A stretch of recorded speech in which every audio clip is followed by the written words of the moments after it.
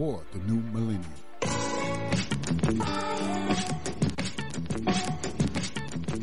The views and opinions expressed by callers, guests, and hosts do not necessarily reflect those of the Black Talk Radio Network and Black Talk Media Project. Black Talk Radio is new black media for the new millennium.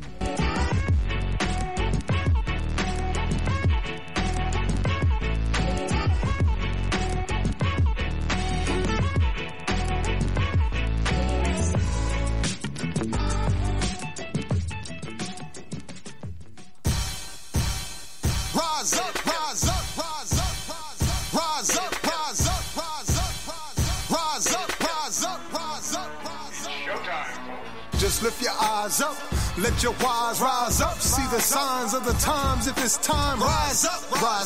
When death and hell dwell among all God's people, when those we chose and trusted have become completely corrupted and inherently evil, when the feast that feeds you starves our father's children, when snuff, porn, and pedo forms begin to get top billing, rise up.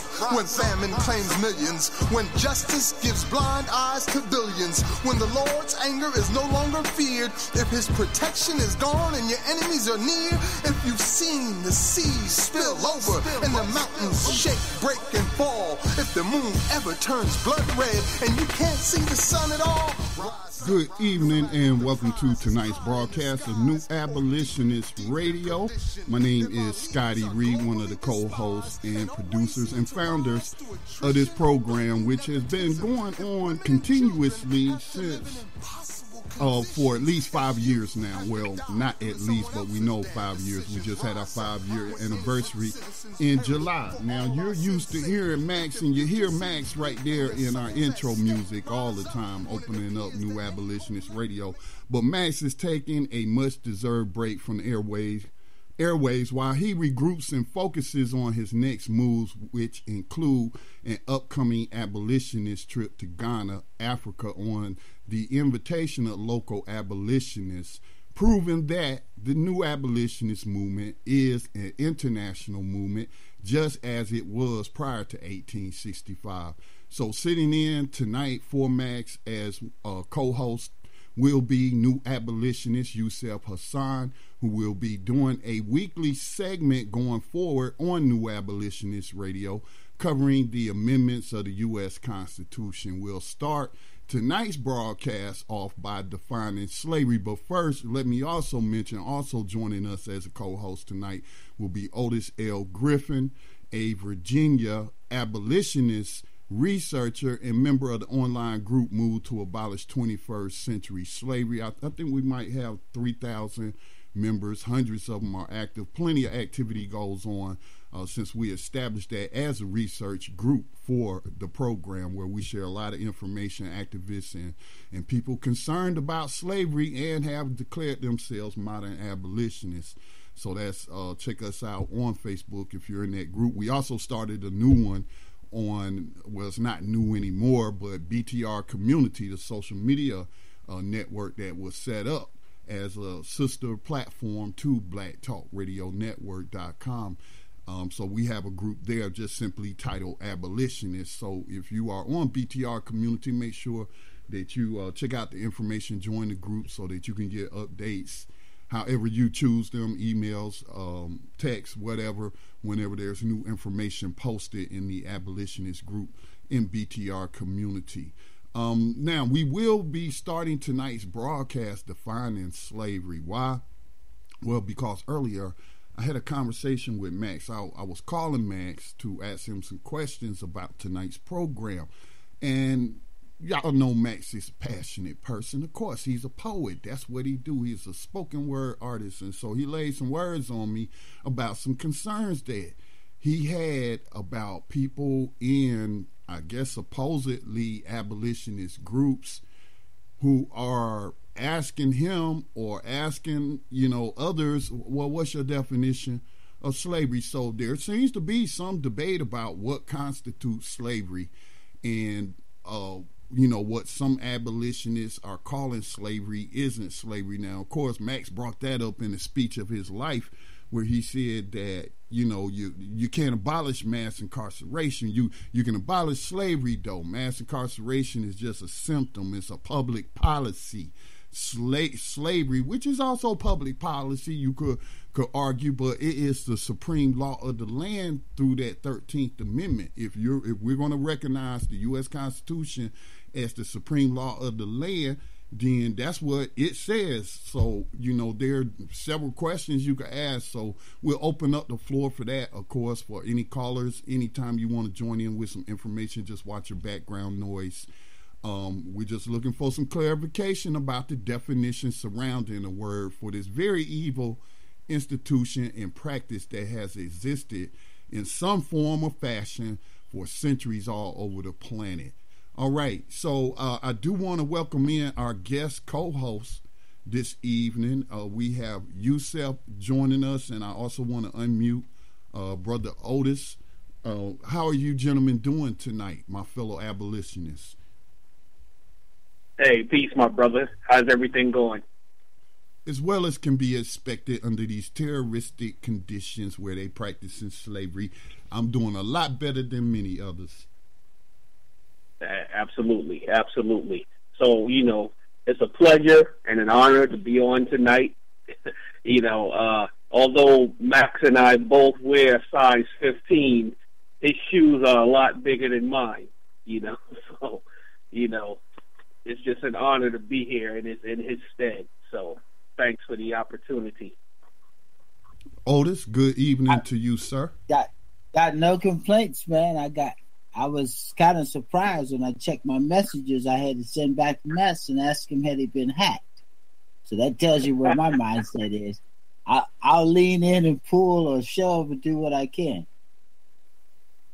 All right, so we'll hope that others will join in with any questions that they have, because this ultimately this show was conceptualized as an education tool. It's a tool. It's an abolitionist education tool, and for 5 years, I think that we have fulfilled that mission in educating anyone who has access to this information, and hopefully not only educating them, but converting them to become modern abolitionists. So that's what this program is founded on, and that's what we'll be doing over the next 2 hours. And both of you abolitionist brothers that's co-hosting with me tonight for the first time, y'all well versed in it. All right, or Max wouldn't ask you to host if he didn't think that you knew what was going on or how to contextualize these news stories. Because that's what we do a lot of. We take these news stories from the headlines, and those headlines can be very deceptive or tricky. Either it's intentional or it's just somebody just looking to create some clickbait. But, we do identify portions of those stories that make it clear that, this points to slavery, and the 13th Amendment legalized human trafficking and slavery. So I'm confident in both of you gentlemen. But Yusuf, I want to toss it to you because I got a feeling, I don't know, I didn't ask you, but I got a feeling you're more informed about this online debate that has been going on concerning people asking other people to define slavery. So, I posted a meme of the Google dictionary. It's a little dictionary that pops up, and it gives you several different definitions. So I'm using that as the feature image for today's program. But I threw that out there. But I mean, what's this debate really about? I can't believe that people need slavery to be defined for them unless those people are being intentionally deceptive and are probably pro-slavery, and they just doing what they doing, creating confusion. So Yusuf, do you know anything about this? Oh yeah, I do. And what's really unique is that at the time that you posted that, I was in my Black's Law writing down the definitions of slavery, slave, and involuntary servitude. Because when we look at the 13th Amendment, and we look at the language, it's important understanding the definitions and how they applied within the law, because most of us can recite it, verbatim, neither slavery nor involuntary servitude is except as punishment for a crime whereof the party shall have been duly convicted, shall exist within the United States or any place subject to their jurisdiction.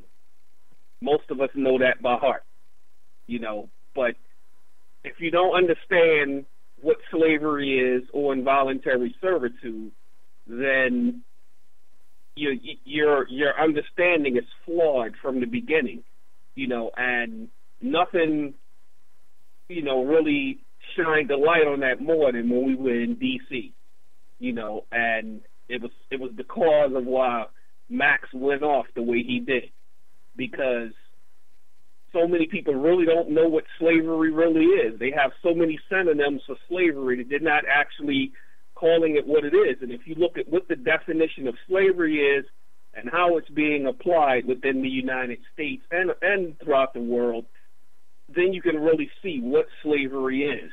And it doesn't take a lot of wording. There's not a lot of words. It's something that a child can understand. When you have to get all wordy with your definition, then you really don't even understand what the word means. And, I won't mention names, but I did see, a couple of people in a couple of different groups asking for definitions because some are not really convinced that it's slavery, and then you have others who are convinced that it's slavery. And for some reason, just out of nowhere, people that seem to be, following the mission are now starting to question whether or not we're really fighting slavery. That some seem to have bought into the mass incarceration or the prison industrial complex or any of the other symptoms of slavery that people have been using. So the first thing we should just look at, and this is coming directly from Black's Law Dictionary. For those that don't know, Black's Law Dictionary, created by Justice Black, former U.S. Supreme Court Justice, that this dictionary is like the Bible of legal definitions. So this is often referred to in many court cases, many courtrooms, many state legislatures, the Congress, the Senate, everywhere. They use Black's Law Dictionary. So the question is, what is slavery? Well, the very simple definition, the condition of a slave, that civil relation in which one man has absolute power over the life, fortune, and liberty of another. Now, just in that simple definition, the first thing that's going to come to mind is we can mention the clause within sorry, give me 1 second. The clause right within the 14th Amendment, when we start talking about life, liberty, and the pursuit of happiness. So once that's stripped from a person, they are, in essence, in slavery. So once they no longer have control over their own life, they have no liberty, and their pursuit of happiness is cut off, they are in slavery. Then you say, okay, well, what is a slave?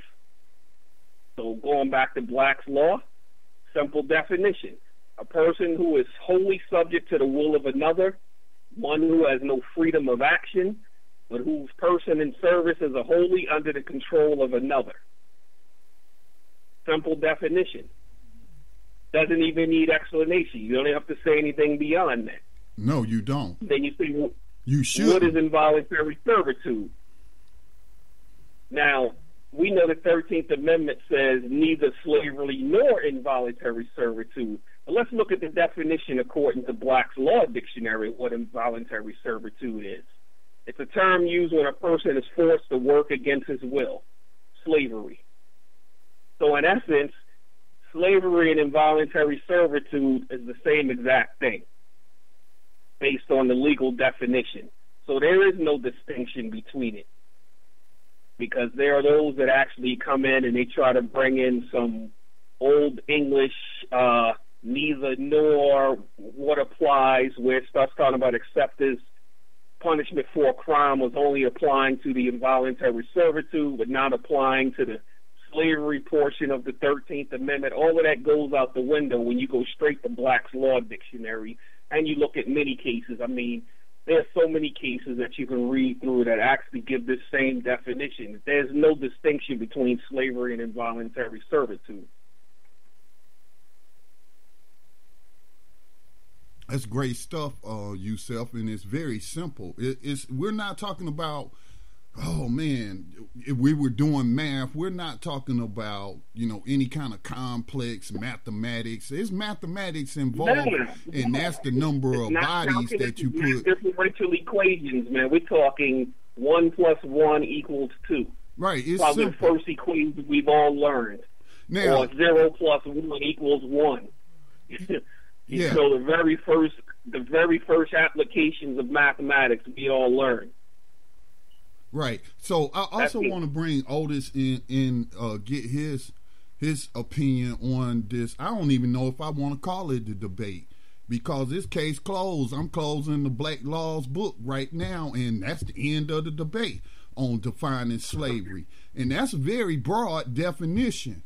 And there is a lot of mainstream support and recognition for slavery that has already been outlawed, meaning that if I went to the mall and kidnapped somebody and then brought them to my location and I held them captive on the property we've seen the news stories. The man had the 3 girls in Ohio, which is actually, Ohio is one of our states that we'll be reporting news from here in just a bit when we get to our news segment, but that's already outlawed. That man was prosecuted. He was arrested. He was prosecuted. These people that deal in human trafficking, where they're smuggling people over the border and then employing them in factories and what have you, chicken farms, wherever, and hold them, against their will and control their movement. And rely, you know what I'm saying? That falls under that Black Law Dictionary that you just gave. So there's many different forms of slavery. But what this program has always focused the most on, we've never tried to deny that that's slavery or saying that that's not a worthy cause. Don't fall for that. Don't be concerned about that. The whole black and missing. Where you think those missing children, men and women, are ending up? I don't think they're all dead. I think they're being held somewhere in slavery, until they're found. But that's kind of slavery is already illegal. And if we catch people who are doing that, they can be prosecuted by the law. But the law also says, and that's the 13th Amendment. I mean, if we're going to talk about Black's law, let's go to the Supreme Law. And what does the Supreme 13th Amendment say? How does it define slavery?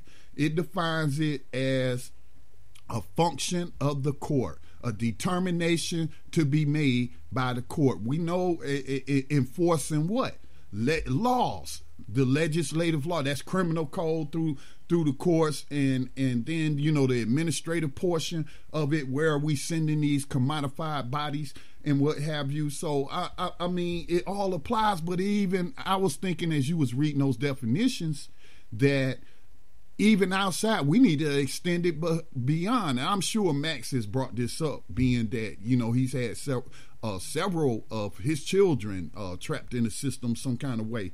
His son that's living with him now is on probation. Well, he couldn't come to Washington, D.C. for the march and rally. Why? Because he was still under the control of the state. So even though he's outside the prison, he's still, by Black's law, enslaved. Would you agree with that, Otis? Exactly. Otis, what would you say, Otis? Without a doubt, he's not in the cage, but his movements, what he can interact with, whether or not he can leave beyond a certain jurisdiction, all of that is controlled. And absolutely, the sad part about it is, it can be held over his head, not necessarily by an employer, but anyone that's savvy enough to know what his condition is can actually use it to hover over his head. It doesn't matter whether it's a social engagement or whatever. That's the bad part about it. Absolutely. Yes. And the part that I keep bringing up all the time, I tell you, ironically, I'm going to go through it rather quickly. I tell you, to me, coming in contact with you and Max 5 years ago is a shocker to me, because I keep telling you every time I have a chance to come on this program, I'm literally about a mile and a half away from the building that housed the library that I first had this conversation with a librarian named Mrs. Morgan. I was 10 years old in the 5th grade, the first time I literally had an argument with an adult over this passage. And then I look up 5 years later, and I'm on listening to you and Max, and I bring up the conversation. When I called in, I said to your show, I told Max about the book from Michelle Alexander, having it autographed, and Max went off on me. And I had to stop and look at it and say, you know what? He's right. There's no need of being offended. It's not mass incarceration. It's slavery. Absolutely. You know? And once I saw that, it was no problem with me. Matter of fact, I've even sent messages to Michelle Alexander and several professors that I see on Twitter and stuff. Like, there's a conference coming up here at the University of Virginia, Charlottesville, where the thing was just going. Black professors that have written books, The Cost of a Pound of Flesh and all of this. But they still insist on saying slavery was abolished. There's no way you can look at the 47 words and come up with a conclusion that slavery was ever legally ended. It was changed from private to a residence of the government. Government can do it. And it doesn't have to be fairly convicted. Just duly convicted, which means we go through the procedures, we find you guilty. You don't really have to be guilty of the crime. We just have to duly go through the process. So that in itself is another switch. Whether you're guilty or not doesn't matter. Whether you're really innocent doesn't matter. Once you've gone through that process, you are a slave until somebody finds a way to get you out of that system. Absolutely. You know, you just touched on two other aspects of the debate, or whatever we want to call it, the discussion that was going on. Is slavery limited to the physical confinement? And then the other question was, is it because of the labor? Is it the labor aspect of the confinement that makes it slavery? You know, and again, all of these are just elements of it. And also have to correct myself when I mentioned about Black's Law, mentioned that it was written by Justice Hugo Black. I was caught up in a conversation earlier because Justice Hugo Black, former Supreme Court Justice, he was a KKK member. And, you know, they knew that at the time that FDR appointed him, and he still got seated on the bench. But he didn't write the Black's Law Dictionary. That was written by Henry Campbell Black.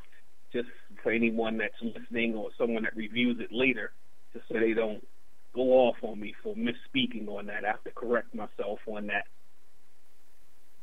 Okay. And, you know, another thing that I wanted to mention, it is this case that I'm really following right now, because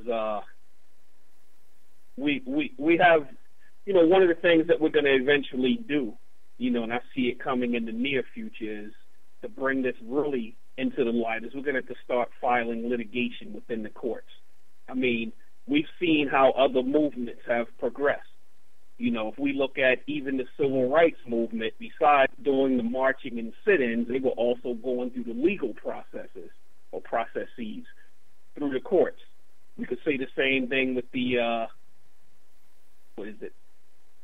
LBGT. I always get the letters mixed up, but everyone knows what I'm talking about. They actually, while they were doing their marches and everything, they were also going through the legal process.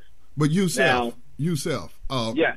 Sorry to interrupt you, but isn't that an element of the abolitionists already going through the courts and filing lawsuits? Now, I know it's just dealing with the GO group right now, and they're again featured in our news story in our news lineups, which we'll be getting to at the half-hour mark. We'll transition to that segment. But the immigrants' attorneys filed that lawsuit, challenging and calling it slavery in that federal lawsuit, and citing federal code. Right, you're absolutely right. That's one of the angles. There's another angle that and I found it a really unique case. For anyone familiar with SeaWorld in San Diego, California, they have these 5 orcas there. And PETA actually brought a lawsuit against SeaWorld on behalf of these 5 orcas, saying that they were being enslaved based on their legal interpretation of the 13th Amendment. This case, I believe it was 2011 or 2012. It was February of 2012. This case was filed. It's the name of the 5 orcas: Tilikum, Katina, Corky, Kasatka, and Ulysses, against SeaWorld. And everything that we need to do a mass class action against the United States and against the various wardens and prison systems was right within this case. And I want to just point out something that was mentioned within the slaughterhouse cases. That's something very important from 1872. I suggest people go read that, called the slaughterhouse cases. Simple Google search, all kinds of information will come up on it. So the first thing that they were looking at was it just limited to people of African descent or not? And the court said, while Shop 2000 new was in the mind of Congress when it proposed the 13th article, it forbids any other kind of slavery now or hereafter. If Mexican peonage and the Chinese coolie labor system shall develop slavery of the Mexican or Chinese race within our territory, this amendment may safely be trusted to make it void. But here's what they went on to say. The undoubted aim of the 13th Amendment was not merely to end slavery, but to maintain a system of completely free and voluntary labor throughout the United States. And that's from a case called Pollock versus Williams in 1944. So the courts already know what the intention was. That it wasn't to end slavery. It was to maintain a system of completely free and voluntary labor throughout the United States. It can't get any clearer than that. That this is even what the courts are saying. There's an abundance of evidence. Yeah, once you've done the research, there's just so much precedence and abundance of evidence. We're just talking about some of that evidence about the Civil War on the Tando radio show, that the Civil War was about slavery. As Max mentioned in his speech at the D.C. rally, the Lincoln and Stevens letters. And what have you, and so it's just so much evidence when you do the research. Yeah, it's all right there, and so for anyone who still has their doubts, and as we hear Max and you, and I've been saying it for a long time, bring the counter argument. We can show. The first thing that I'm going to tell a person is look at the 13th Amendment. And then come with your counter argument. And some are going to bring up the Emancipation Proclamation, but, thanks to our great ancestor Frederick Douglass, he already broke that down for us of how it was a stupendous fraud. So we don't even have to do the work on that. It's already been done for us. So we're just waiting for that counter argument to come where a person will say, well, no, based on this case or based on this amendment, based on this law, that it's not slavery what's being done. But no one has that counter argument. Some of the counter arguments that I have encountered over the years from comments left on some of the media that I produce, abolitionist media that I produce, but someone will say, well, they're criminals. These are criminals. Therefore, it's not slavery. They shouldn't have broke the law. And I mean, that is such a anti-intellectual argument. I don't even bother to respond to those type of people because it sounds like a talking point, and it's like you're not even acknowledging wrongful convictions. So I mean, what's the point of me even talking to you? And then the things that they have criminalized, you talk about freedom and liberty and all this kind of stuff. Then tell me why people should have their liberty and freedom taken away from them for using a plant like cannabis. Right.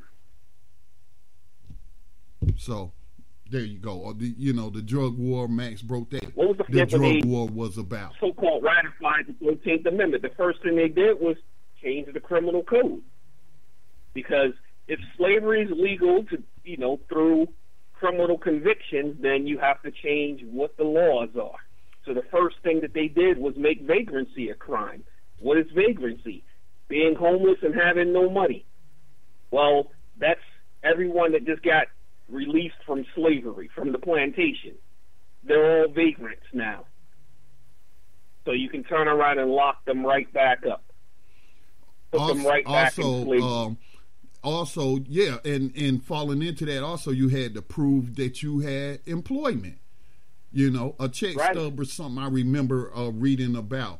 And then that made those formerly enslaved victims susceptible to now what they call in labor exploitation. Now they gotta accept abuse on a job just to have a job. They gotta accept unequal pay just to have a job, because so that they can produce. You might as well call that check stub freedom papers in that context. Yeah. That's exactly what it was, because, I mean, you look at the sharecroppers. I mean, sharecroppers did a lot of the work on the plantations without actually getting paid, because it was always some excuses that the landowner had for not paying. And the person could really do nothing about it because, it was still in the books that blacks could not sue whites, so there was no remedy for them but to just keep doing the work, because it was the only way that they could, quote unquote, remain free, if you want to call that freedom.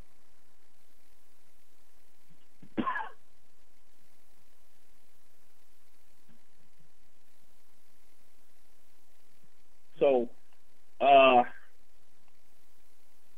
you guys got to get. Well, let me take this opportunity, Brother Yusuf, to invite any of our listeners as we get ready to transition to some of our news segments to give us a call if you got that counter argument, or if you have evidence to share to show that slavery was never abolished, as if we need any more evidence. Give us a call at 866-510-9025. That's toll free, 866-510-9025. 9025. You can also check us out at uberconference.com/Black Talk Radio Network. You can type in the chat if you have a question or comment, if you're shy and what have you, or you're unable to speak for whatever reason. You could type your message in there. You can also find more toll-free international numbers, even for the continent of Africa. So definitely, like one of the stories will point out, like I pointed out in the intro, Max will be going to Ghana, him and Tribal Reign soon, because abolitionism is an international movement. Slavery's being recognized globally, and so it is up to us to organize to defeat it. And there's always been resistance. We just haven't always called it slavery. So the first story is actually some good news. But I'm going to play this clip of Attorney General Jeff Sessions about him signing a memo which reversed Obama-era orders that sought to limit the use of private prisons. Again, I've given my opinion on the timing of that. If the Obama administration had introduced those orders at the beginning of his second term, we wouldn't even be talking about private prisons today, because they would have been out of business. But because he waited a few months before the end of his term, they had time to hang on until Donald Trump got elected, or Hillary Clinton, because I would not trust her to end private prisons, even though she said she would, because she was still taking money from the private prison lobbyists. So right now, though, private prisons is good if you went to the private prisons, if you are a slaver, because we do talk a lot about the government and state control of these bodies. Well, if you're a stockholder in one of these corporations, then you're a private slaver. In my opinion, you're a private slaver. So that's in full effect. Absolutely. So I'm gonna play this clip, but following this clip, we're gonna talk about some good news out of Ohio. All right, so let me go ahead and cue this up.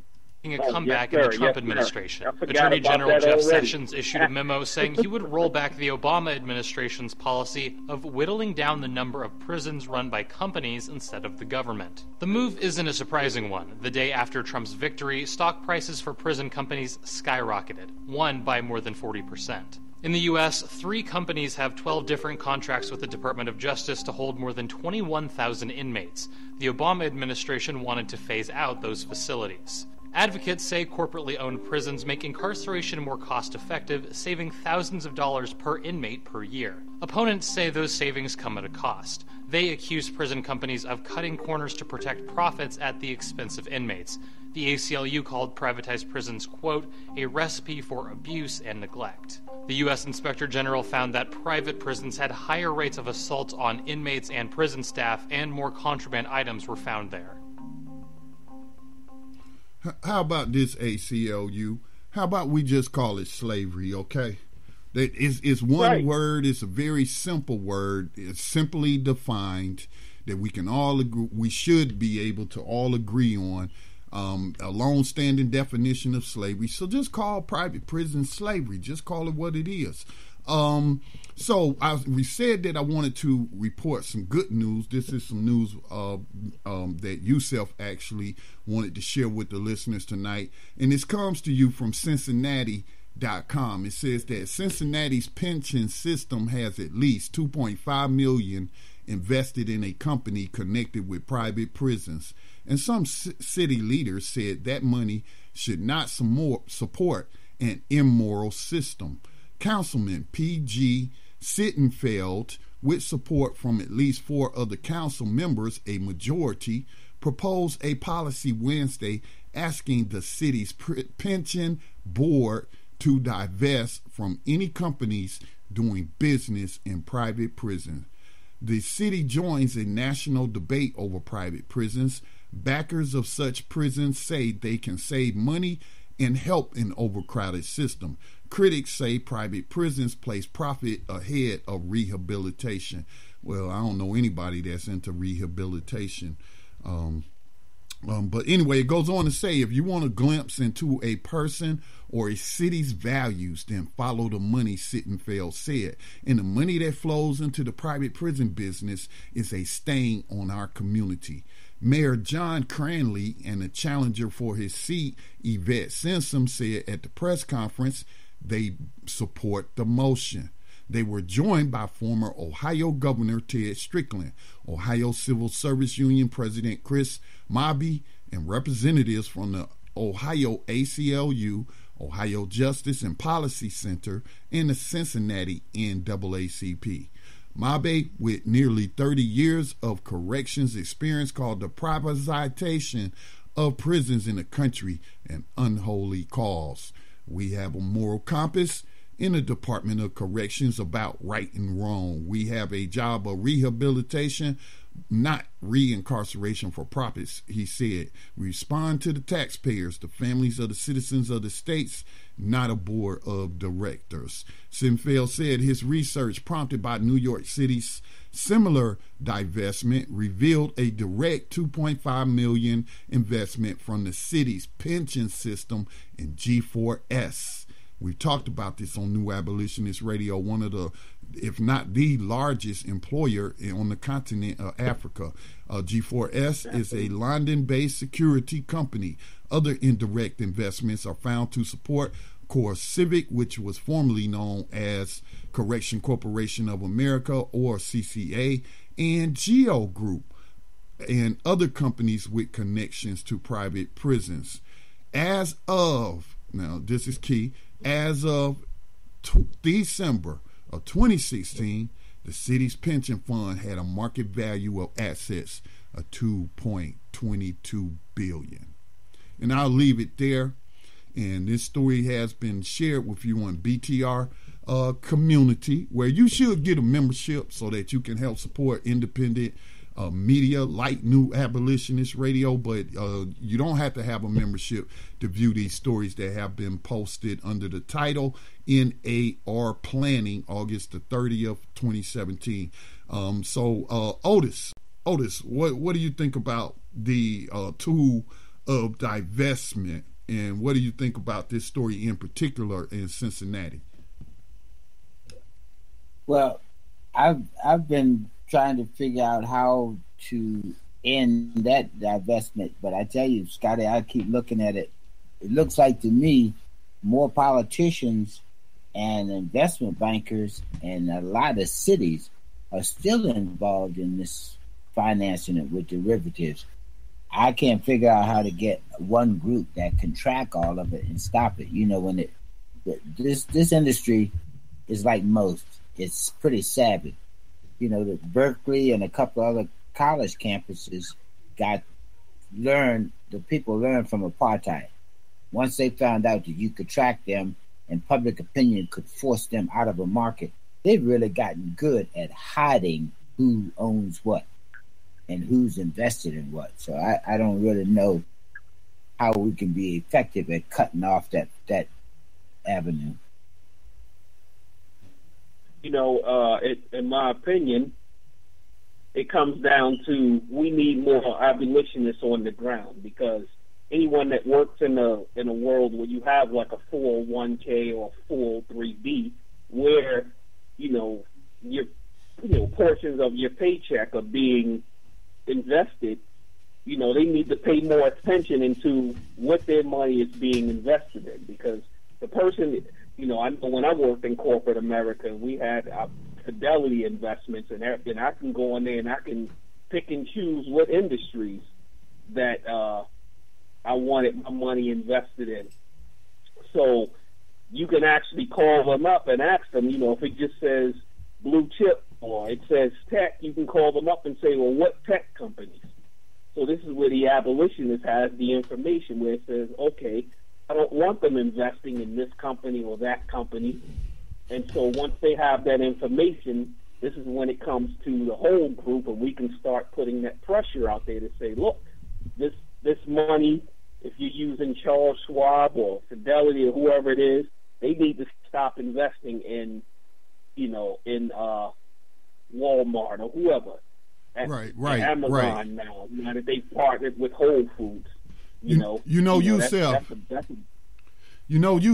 are some articles that name some of these companies and these investment funds. I know during the campaign last year, Black Talk Radio News, I was reporting Hillary Clinton's own pension fund. She was in 5. I can't remember it now, but Max was with us tonight. He will be able to name it. I forget the name of the particular fund.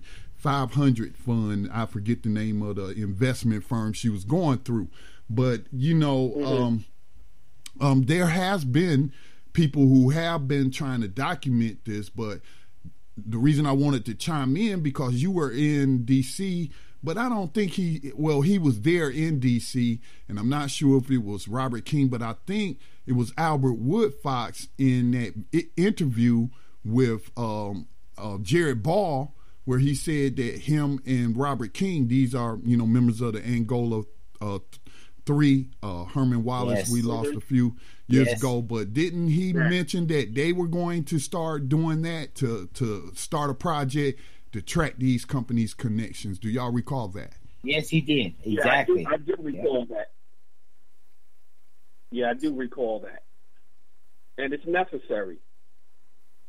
It's necessary to start following the money, because, all we have to do is look at what others have done. Most mainly if we want to look at how they went after all of those, through the Holocaust, if you will. You know, how they tracked everyone down. They tracked all the banks. They tracked all the investors. They tracked them down. It's easy to follow the money. Well, it's easy. I brought that subject up the last show, when I was telling you, it's amazing to me how open they are about this stuff, talking about it in the public venue, because the Attorney General is already articles. There's several articles talking about his family members and wife actually buying prison stock prior to him making the announcement that they were going to roll back this Obama trend of going soft, and we're going. And they gave. Matter of fact, I brought it up to Max, saying I didn't think it was going to last long because Obama did it toward the end of his term, and sure enough, as soon as Trump won, one of the first things they said is, we're not going to be cutting back on prisons. We're going to build more, and we're going to get tough on crime. And that stock shot right back up. But the article came out saying that his wife had just purchased more stock in prisons several days before the announcement. So they're trading in insider information. These are public officials. I think I remember that fund that Hillary Clinton, because it was either anonymous and it could have been WikiLeaks also published the information, had hacked her stuff, her real financials, and not what she just released for the presidency, but it was the Vanguard 500 fund, if I remember correctly. Yeah, Vanguard Group. Yeah, Vanguard Group. So that was the investment firm. It just came to me. But let's go ahead and change gears and take a look at our next story. So shout out to the council people in Cincinnati. Let me just give my quick commentary on that. Divestment is a good tool to end slavery. Starve them again. If President Obama, former CEO of USA Inc., had introduced that federal policy at the beginning of his second term, what was that, 2012, private prisons wouldn't even exist today. So the people, it is on the people for us then to take the money out the system. You know, take the money out of these investment funds like the Vanguard, where they're investing in companies that utilize prison slave labor. So we had to keep spreading awareness about that, because some people don't know until they know. And then once you know, then you make that decision on either you're going to be a slaver or you're going to divest from slavery. Okay? So the next story we want to jump to. Now, I do need to do some more research on this, but I'm going to throw it out there. This doesn't seem to be a fake news site in terms of, I don't see any disclaimer at the bottom or anywhere like that this is satire. And there was at least one other source, but it wasn't a mainstream source. That doesn't mean it's not true, but this source is, I would consider, based off of what they call it, patriotsontheright.com, is a right-wing, alt-right, whatever you want to call them. I don't want to use the R word because I haven't really investigated the site, and that's such an inflammatory word. We want to make sure we're using it correctly based off of evidence. But they build themselves as the right wing, and we know typically the right wing supports slavery. And, of course, the policy of racism ensures that certain groups are targeted more than others. So, but this article talks about the Congressional Black Caucus introduces a bill demanding slavery reparations from America. Again, I'm giving this disclaimer. I still need a couple more sources. So if y'all know about this or heard of it in other sources, then let us know. But let me go ahead. It says the Charlottesville event was the main cause for Democrats to start an ongoing war with Donald Trump. See, already you know where these people are coming from on their with their propaganda. This nation is currently facing racial tensions, among other problems, because Democrats want people to believe that Trump is a racist due to his response to the Charlottesville incident. At this point, the president cannot tolerate them anymore. Every single opinion or decision he has is attacked by the liberals. See, this is like that grade school gang mentality, the liberals versus the all that stuff is like child's play. Democrats, Republicans, all support slavery. Okay, very few of them are on the record of being against slavery and support private prisons as well, except for those who supported the Justice is Not for Sale Act of, I think that was 2015 or 2016. But anyway, it goes on to say, Democrats and members of the Congressional Black Caucus have now demanded that reparations be paid to black people as a result of slavery, reports World Politicus. And that was the only other source I saw. Yes, you read that right. After almost 100 years of saying nothing, there are now demands that we pay citizens of our own country.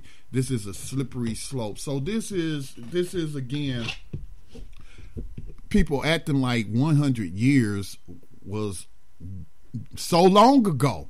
100 years is people that's living past 100 years. So it is people that's over 100 years today.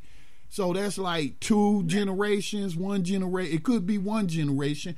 I mean, it's not ancient history. It's not like, 2,000 years before Christ or something like. We're not talking ancient history. Yeah. Okay. Well, all right. So, but also slavery was never abolished.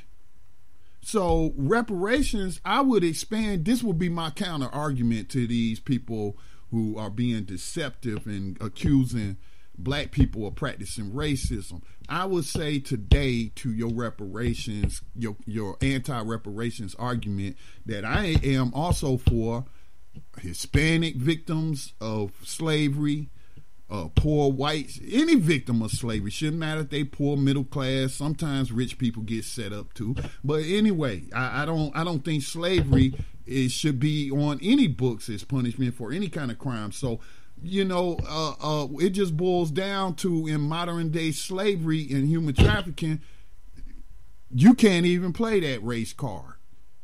Okay? Right. And so these people deserve reparations as well.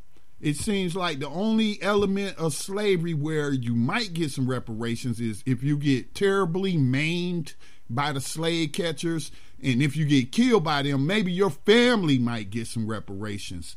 Okay? And, sometimes people come out of slavery and prove that they were wrongfully convicted. Sometimes they might get reparations. But it's a whole lot of people, man. All of those people that are prisoners of politics, like Nixon's drug war, I say if they still alive, they deserve reparations too. So that's how I destroy your racist argument and trying to accuse black people of just worrying about black people. But when slavery has never been abolished, and we've actually had that conversation with our abolitionists who do fight for reparations strictly as the descendants of what's known as African Americans, descendants of enslaved Africans. And I agree with that they deserve reparations. But the argument, not the argument, but the agreement that we have come to with some of those activists right here on this program is that, slavery still exists, and we need to work on that, ending that.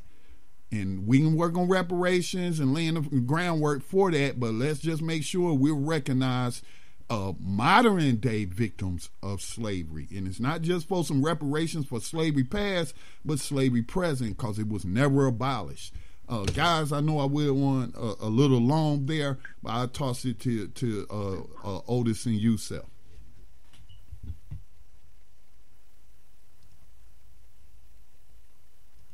I yield to you, Chef. Go.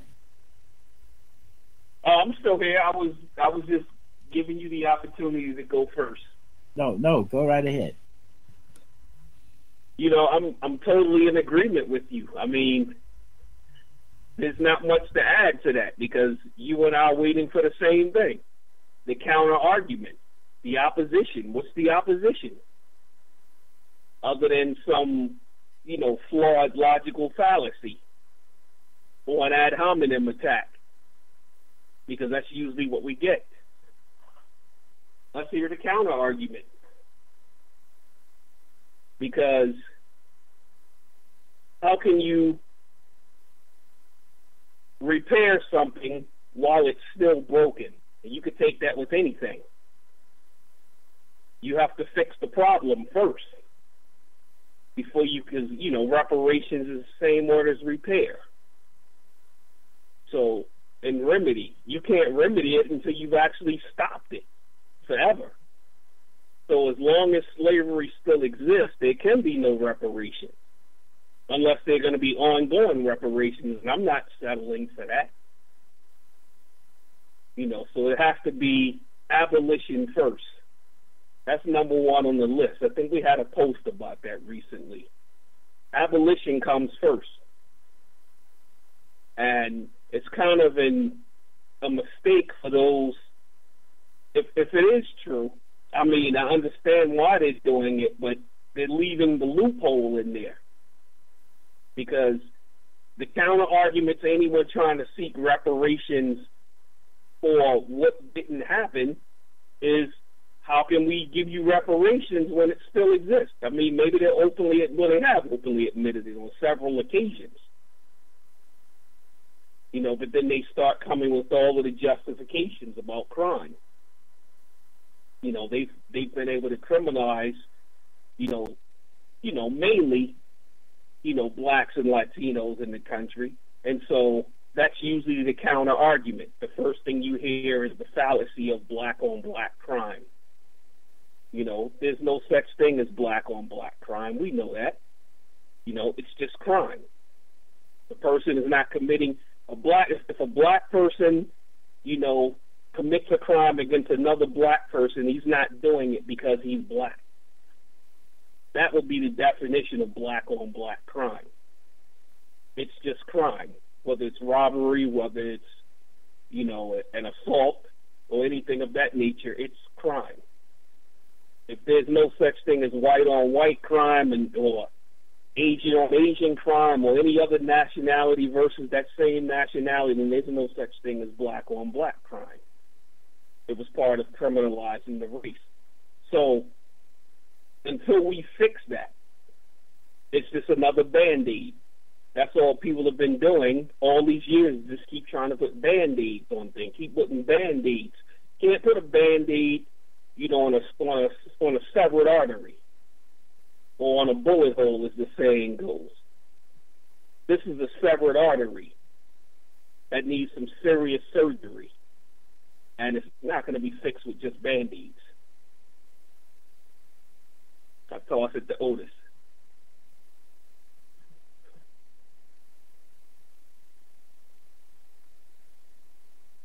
Otis, you with us? Did I get disconnected?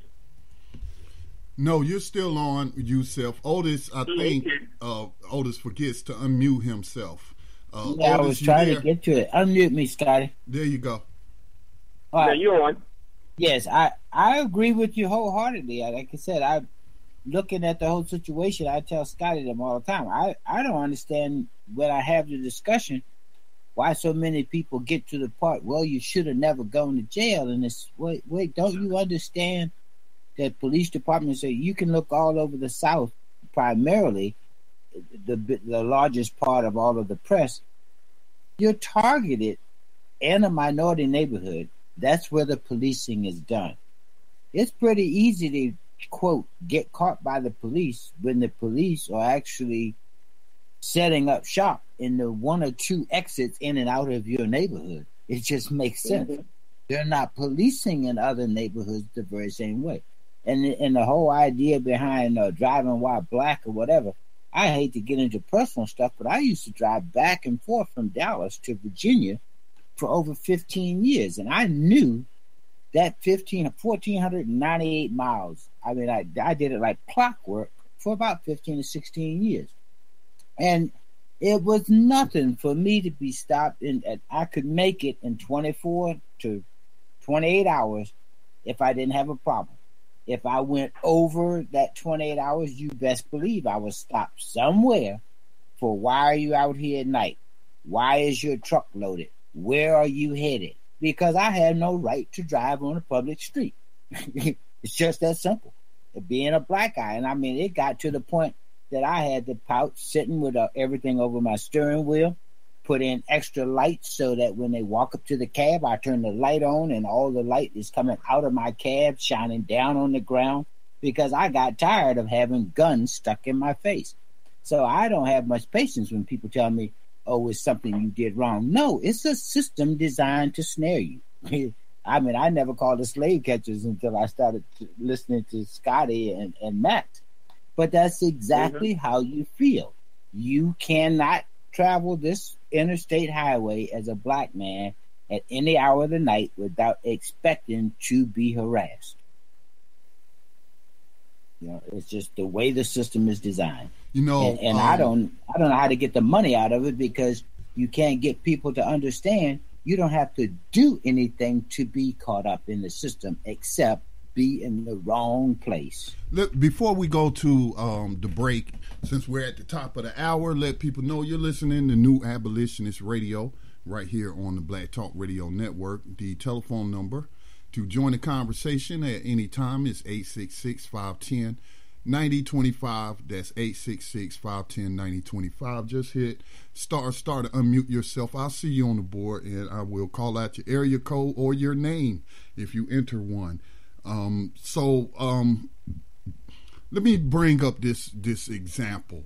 Now, I don't know if this was Greg's intention. I'm talking about Mr. Greg Jacoy of the South Carolina Green Party, who was part of the Carolina Abolitionist contingent that traveled to D.C. And again, thank you to all those who sponsored the trip.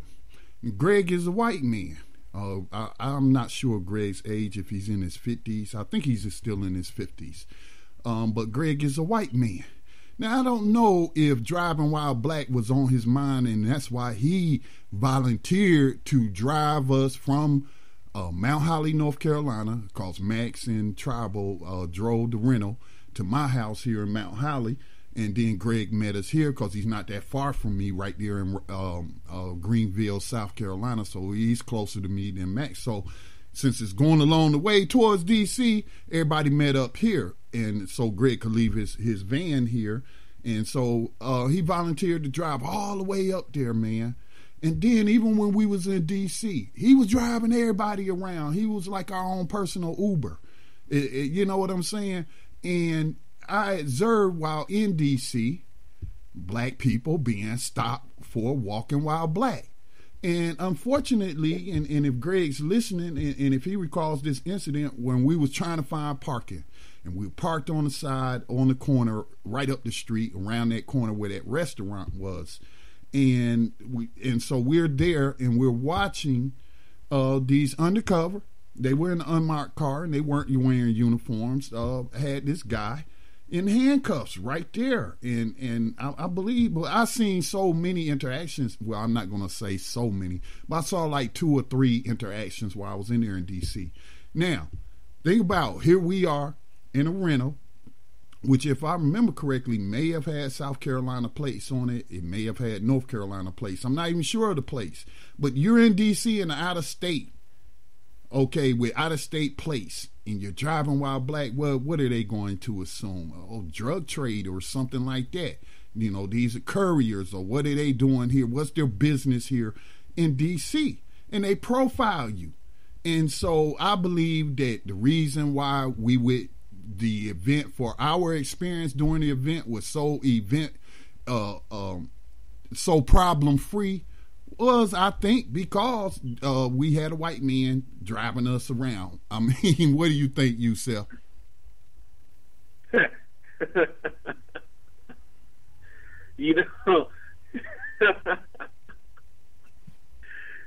I can't really say what I really want to say over these airwaves, just from, some things of the past. But, I know how I feel when I go in certain areas when I'm with, with a white person in the car. Especially if they're driving, going through certain areas, I always feel as though people are looking at me as if I have this person at gunpoint driving me. There's that and side all of eyes on me. There's that flip side, yeah. Yeah, through experiences, you start recognizing or you start understanding the nature of people's thoughts, what goes through their minds. Because for some reason, it must be unnatural for a white man to be driving and a black person as a passenger. But I'm so light-skinned, yourself, you know, from a distance, they probably thinking, oh, that's another white person, or you know. Nah. Hey, we do got to take a break. Otis wanted to chime in real quickly before we go to break. I was all the way across Lafayette Park looking at you, brother. I'm just joking, man. I'm just joking. Otis, what did you want to say before we go to break? That was a nice try, though, man. Oh no, man! I'm 64. I have tails. As a matter of fact, one of the guys who follows this show a little bit, and you probably have seen him on Facebook, Scotty, the guy by the name of James Torres. He and I have been friends since Air Force days, 40 years. We have our stories. He's white, and I'm black, quite naturally. We have our stories of traveling across this country. It would amuse you, man, only because we survived them. But, it's really not funny.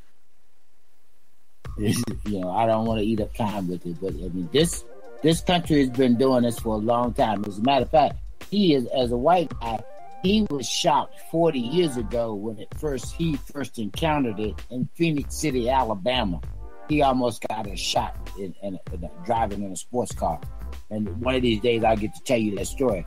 But since that incident, it's what woke his eyes to, no, you can't give me your idea of what I should have done not to be in trouble. I was black, and somebody with power stopped me. And I was minutes away from either being dead or being enslaved. If everything wasn't... As a matter of fact, during that time, I was military, so that was the biggest thing that could save you, is you could pull out that military ID and say, hey, call my current commander. The information's on the back of the car. You know? Hey, that definitely, talk about military stories, that definitely saved me from being in slavery when I was stationed in Arizona, and the Gulf War was about to start. So I did exactly what you said, Otis. But you're listening to New Abolitionist Radio on the Black Talk Radio Network. We'll be back on the other side.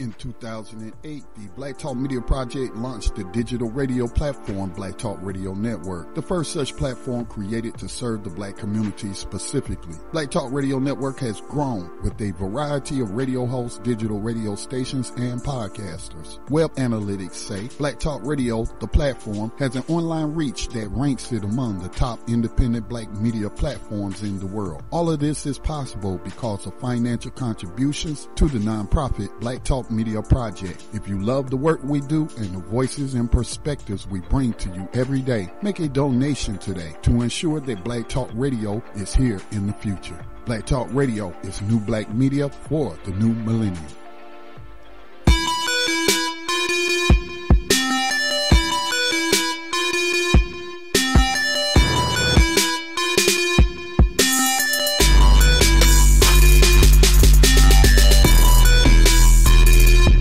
And welcome back to New Abolitionist Radio, hosted by yours truly, Scotty Reed. We're joined on the line, co-hosting, sitting in for Max Parthis, who's on vacation right now. I don't know if you really can call that a vacation. He's still putting in work, but a vacation from the airwaves on New Abolitionist Radio. But we have filling in for that space. We got Yusuf Hassan and we got Otis Griffin, new abolitionist, part of this new abolitionist movement, an international movement to abolish slavery. So that's what we're talking about tonight. Many of these stories represent the tentacles of slavery. Again, you know, sometimes metaphors are appropriate, but this metaphor, mass incarceration, we had to kill that. We had to use the most accurate language. And the most accurate language, when you're talking about systems, a system of control, hey, that all is in the definition of the word slavery. So let's call it what it is. It's slavery. And element, one of the avenues or forms of enslavement that is big in this country and really blew up after the installment of Donald J. Trump, DJ Trump, as I call him sometimes. A private prison is demanding New Mexico and the federal government find 300 more prisoners in 60 days or it will close. Let me say that to you again. We got a private entity with stockholders who are running a prison, who are demanding that New Mexico and the federal government, USA Inc., find 300 more prisoners in 60 days or it will close. You know what that headline says? They're saying you need to give your slave catchers some overtime. Now, we've reported over the 5 years we've been on air the different contracts like Core Civic, formerly CCA, and the GEO Group. State of Louisiana comes to mind. Sign these contracts when they privatize the prisons in these states. And when they draw up the contract that your state, that you, these representatives in your name saying they represent the people of that state, when they sign this contract, those contracts say that it often say 90% occupancy rate guaranteed. Guaranteed. Seems like I'm hearing Max in my mind on rewind of New Abolitionist Radio saying 100%. Some of those, you know, depending upon the company. So think about that. Think about that. That's a quota. You can call it a quota. A quota for what? Slaves. And I don't mean to use that word in a dehumanizing term, but sometimes, you know, for people who are in denial about what's in front of them, we have to use the language which is most simple to convey what we're trying to say. In slavery or slave conveys that, but no disrespect to the victims of slavery. So the nations, was originally appeared on Alternate. Another story from brother Yusuf.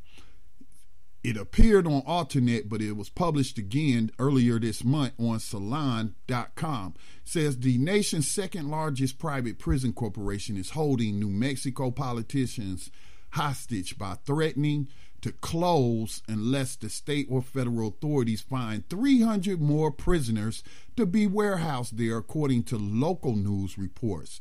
The company that has operated a private prison in Anacostia, I'm not sure how to pronounce that, for nearly 3 decades has announced it will close the Torrance County Detention Facility and lay off more than 200 employees unless it can find 300 state or federal inmates to fill empty beds within the next 60 days, the Santa Fe, New Mexican newspaper reported last week. The paper said the county officials issued a statement citing the threatened closure and emphasized that every politician in the region or in the county, to state officials to congressmen, were scurrying to save those jobs, as opposed to shutting a privatized prison by an operator that has been sued many times for sexual harassment, sexual assault, deaths, use of force, physical assaults, lack of medical care for injuries, and civil rights violations.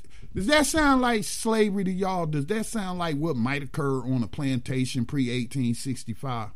That's what it sounds like to me, that all of those elements are there. Okay? And so, Yusuf, go ahead, Otis. It sounds like to me that the politicians and public officials that they're threatening have more invested in that system than the 200 workers that will be laid off. That's the part that is hard to figure out. That's not hard to figure out to me. You can't tell me a 300-bed facility or a facility that needs 300 more people in 60 days that automatically is trafficking in bodies, because the facility is there, the people are still working. So unless its profits margins are going down, why would it need 300 more people? It needs 300 more people because those bodies are money. Right. They provide jobs. It's the slave economy. Exactly. It's the slave economy. Well, they provide the 300 bodies will provide enough profit for them to continue to make their quarterly mark. Right, if right, it was right. It'll continue prison, to make would profits. It matter if it was 300? There you go. Profits for the stockholders and be able to warrant the cost of the staff. Exactly. Well, the thing is, they get their share of write-offs and stuff when they come into these places. When they go into small towns like this, they're not paying full rate on any kind of property taxes. Well, Geo Group isn't. Geo Group and Core Civic are registered as real estate companies and taking advantage of real estate laws that allow them to operate tax-free. So that's the only exactly ones paying taxes is those taxpayers, those 300 jobs. See, that represents taxes for the local economy as well. But the company, the stockholders aren't paying any taxes. Exactly. That's exactly what I'm saying. Those 200 or 300 people that are employed, they're paying their FICA and all that stuff, and they're putting money back into the community. But the prison itself, it's sucking everything dry. Everything from utilities to the security around it, the infrastructure to make it, all of that is write-off for a corporation. Had nothing to do with enhancing the life of the people there in that town. Yusuf, did you have any thoughts on this? Oh, yeah. So you have all of these companies, or I say these prisons, take New York, for example. New York, when I was caught up in the system back in the mid 80s, New York had 72 prisons. Now New York has about 130 prisons. So that shows how much it's grown just in the course of 30 years. And you have a lot of these little small towns where the only economy in the town is the jail. Everyone in the town works in the jail, whether as a guard or as a teacher, or they work in one of the shops. They're the instructor in the shop. This is their economy. I want to read. This ties into, because when I found the article, it automatically made me think of something that I heard in a Core Civic shareholder report, where this is what they said. They said the demand of our facilities and services could be adversely affected by the relaxation of enforcement efforts, leniency in conviction or parole standards and sentencing practices, or through the decriminalization of certain activities that are currently prescribed by our criminal laws. For instance, any changes with respect to drugs and controlled substances or illegal immigration could affect the number of persons arrested, convicted, and sentencing, thereby reducing demand for correctional facilities to house them.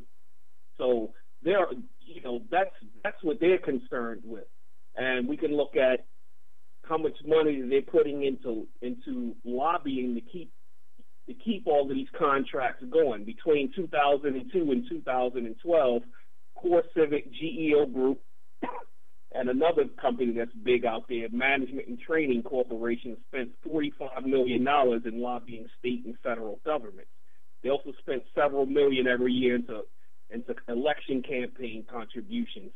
Core Civic alone, between 2003 and 2011, had 199 lobbyists in 32 states, while GEO has 77 in 17 states.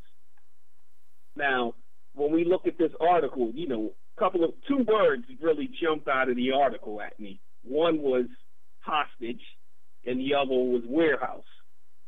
You know, so we have these companies strong arming, you know, these governments into warehousing. And we know you take companies like Core Civic and GEO Group, as Scotty just mentioned, they are what are called real estate investment trusts. That's what they're listed as. They're not listed as private prison companies. They're listed as real estate. And so you know what real estate is, it's property. And so when you hear the word warehousing, well, what's in a warehouse? Just property. Just items for sale. And in this case, it's human bodies and the labor that they produce that's for sale. And so going back to these economies, you have all of these people where they actually pressure their local governments to get jails built. You know, there was a meme that I posted, you know, last year, I believe, that between, I don't recall take me 1 second to pull it up. Between, give me a second, just be patient with me 1 second.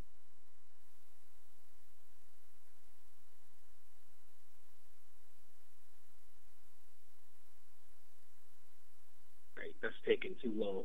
But I believe it was between 1980 and 2011, there were 22 prisons built in California and only one college. So to show where the priorities are, because we know from all of the statistics, you know, we can spit out the numbers left and right as to how much it costs to incarcerate a person, how much money it generates, as opposed to how much it costs to educate. So it's far more beneficial for them to incarcerate than it is for them to educate. And you have these companies where they have to answer to their shareholders, Core Civic, GEO Group, G4S, MTC. They have to answer to their shareholders who are only concerned with the bottom line. You know, how much what's my return on investment?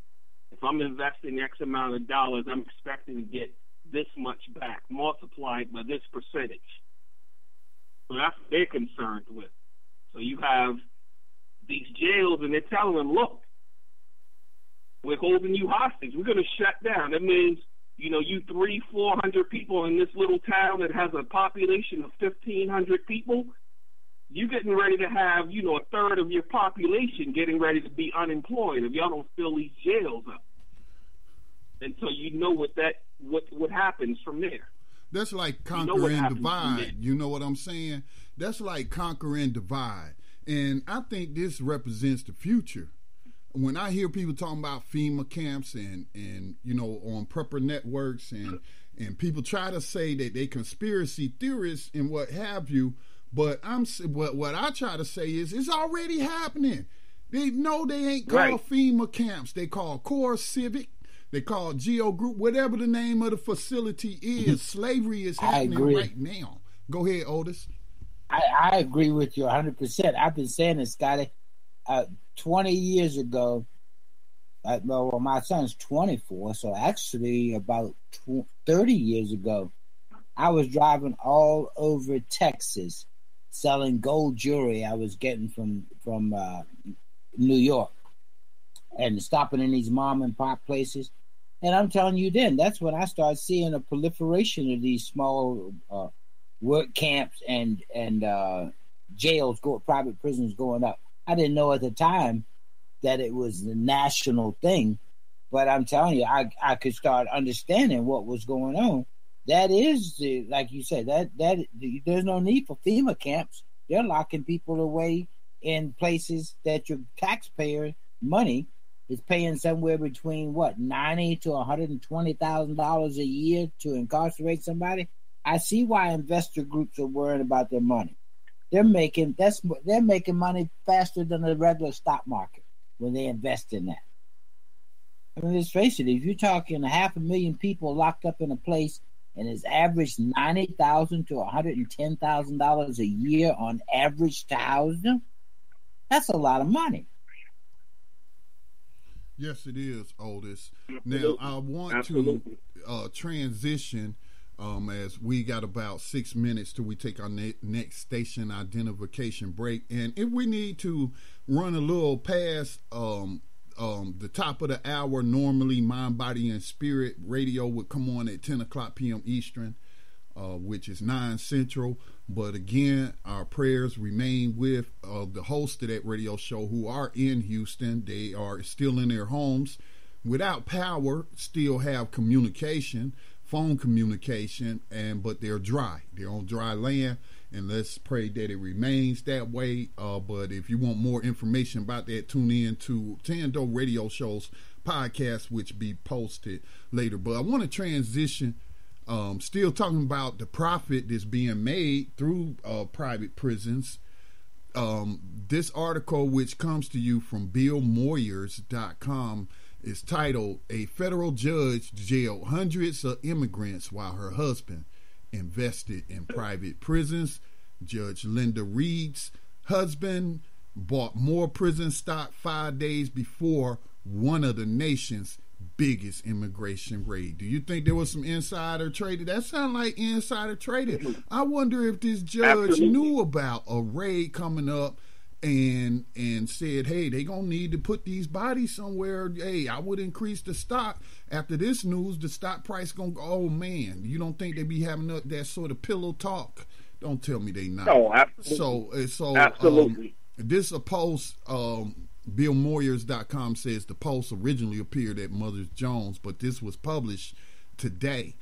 It was almost lunchtime inside the country's largest kosher slaughterhouse in Pottsville, Iowa on May the 12th, 2008. The meat packers, mostly migrants from Guatemala and Mexico, wore earplugs to block out the noise of the machinery and couldn't hear the 2 black helicopters hovering overhead or the hundreds of armed federal immigration agents closing in around them until the production line stopped. One worker tried to flee with his knife, stabbing himself in the leg when he was pushed to the ground. They rounded us up toward the middle like a bunch of chickens, a 42-year-old Guatemalan worker later recalled. Those who were hiding were beaten and shackled. Sound like a slave catching to me. Nearly 400 workers were arrested in the bus, which cost $5 million. Damn, them slave catchers. That slave catching is expensive, ain't it? It cost $5 million and was then the biggest workplace immigration raid in U.S. history. Now, if I'm not mistaken, I think they said this was in 2008, and Obama was really tough on immigration that, these birthers and people like Donald Trump don't want to give him credit for. All right. So, I mean. Oh, absolutely. Yeah. Exactly. So it goes on to say they were driven to the National Cattle Congress. Oh, wow. What is this? Yeah. Cattle? Cattle? Rounded them up like cattle. A fairground in Waterloo, where several federal judges would handle their cases over 9 business days. So they drove them to a cattle herding place and brought the judges in. They didn't take them to court. They brought the judge. They brought, these are federal judges, people. This ain't no little county. These aren't state judges. That is the Department of Justice. Wow. That Eric Holder at the time. Right. So here's were held in trailers and a dance hall. Cots were set up for the defendants in a nearby gymnasium. At the time, undocumented immigrants caught in raids like this were usually charged with civil violations and then deported. But most of these defendants, shackled and dragging chains behind them, were charged with criminal fraud for using falsified work documents or social security numbers. About 270 people were sentenced to 5 months in federal prison in a process that one witness described as a judicial assembly line. Now, this doesn't necessarily mean that they went to like Unicor, whatever the private prison that USA Inc. owns and operates. But again, federal private prisons getting these federal contracts. So let's keep that in mind. Keep these stories connected. So I'll get into what this federal judge is accused of. Insider trading or passing on insider information is what the article seems to be insinuating. But it says, overseeing the process was Judge Linda R. Reed. Her last name is spelled Reade. Okay, so no relation. The chief judge of the Northern District of Iowa. She defended the decision to turn a fairground into a courthouse, saying the proceedings were fair and unhurried.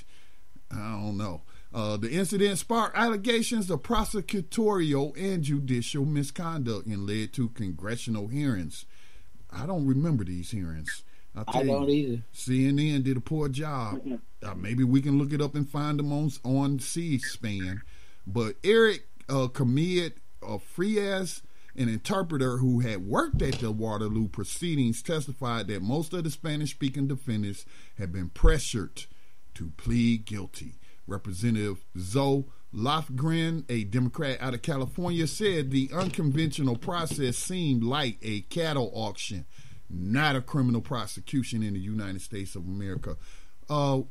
Just say slave auction. Exactly. Yeah, just say That's exactly what it is. Yeah, just say call slave it what it auction. Just call it what it is. Let's keep it simple. It was a slave auction, and we know chattel slavery. For those who say chattel slavery, like it's the difference between the slavery today and the slavery pre-1865. That was chattel slavery. Like this is something different. No, it's not. It's not. And this is just more evidence to that point. Yet amid the national attention, one fact didn't make the news. Before and after the raid, Reed's husband owned stock in 2 private prison companies, and he bought additional prison stock 5 days before the raid, according to Reed's financial disclosure forms. Ethics experts say these investments were inappropriate and may have violated the code of conduct for United States judges. So you can read the rest of this story. I'm going to post all of the stories that we plan to get to tonight that are posted in BTR community in one thread. I'm going to post that to our Facebook page for New Abolitionist Radio. Then you use that one link to get to all the stories. Max usually posts to every story to New Abolitionist Radio, but that's how I'm going to do it tonight. So, guys, comments on Got it. This? I want to throw in, when I call into y'all all the time, this is what I keep trying to say. You hear the magnitude of what you talked about in 2008. That's a federal judge. You and I both know there's no way you could coordinate getting the fairgrounds, the food, the transportation, and all of this coordinated to run this show. What people don't realize is that judge also has friends of friends that own the fairground or provide the catering service. It's a multi-million-dollar industry, and it's no accident that these people don't want to change the system, because it's money. It's basically free money for them. They're getting government checks for doing nothing but stroking a pen and sending the money right on down the line in their sorority or fraternity friends that they've had for 40 years. That's not the kind of infrastructure most black people have, and we don't realize that's how they operate. That's right. Well, it's more money than meets the eye.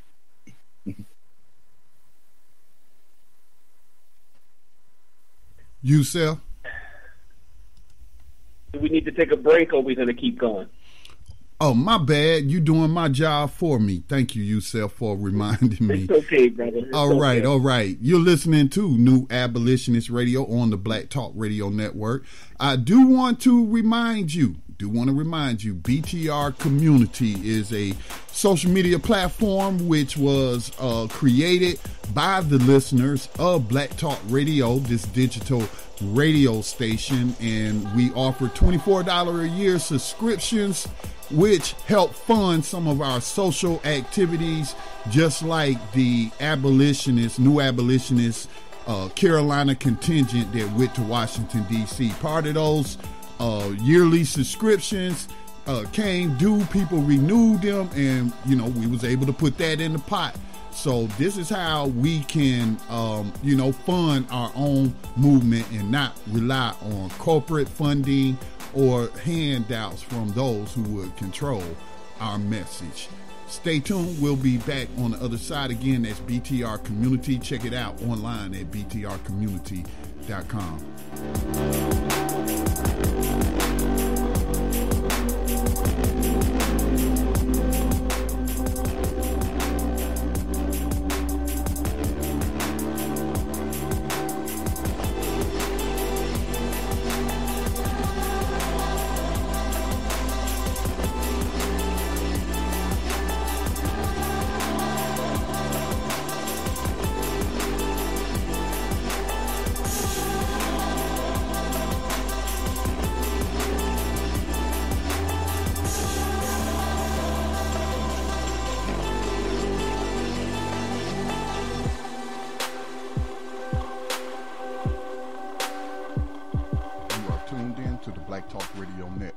Podcasts and live program scheduling, visit us on the web at blacktalkradionetwork.com.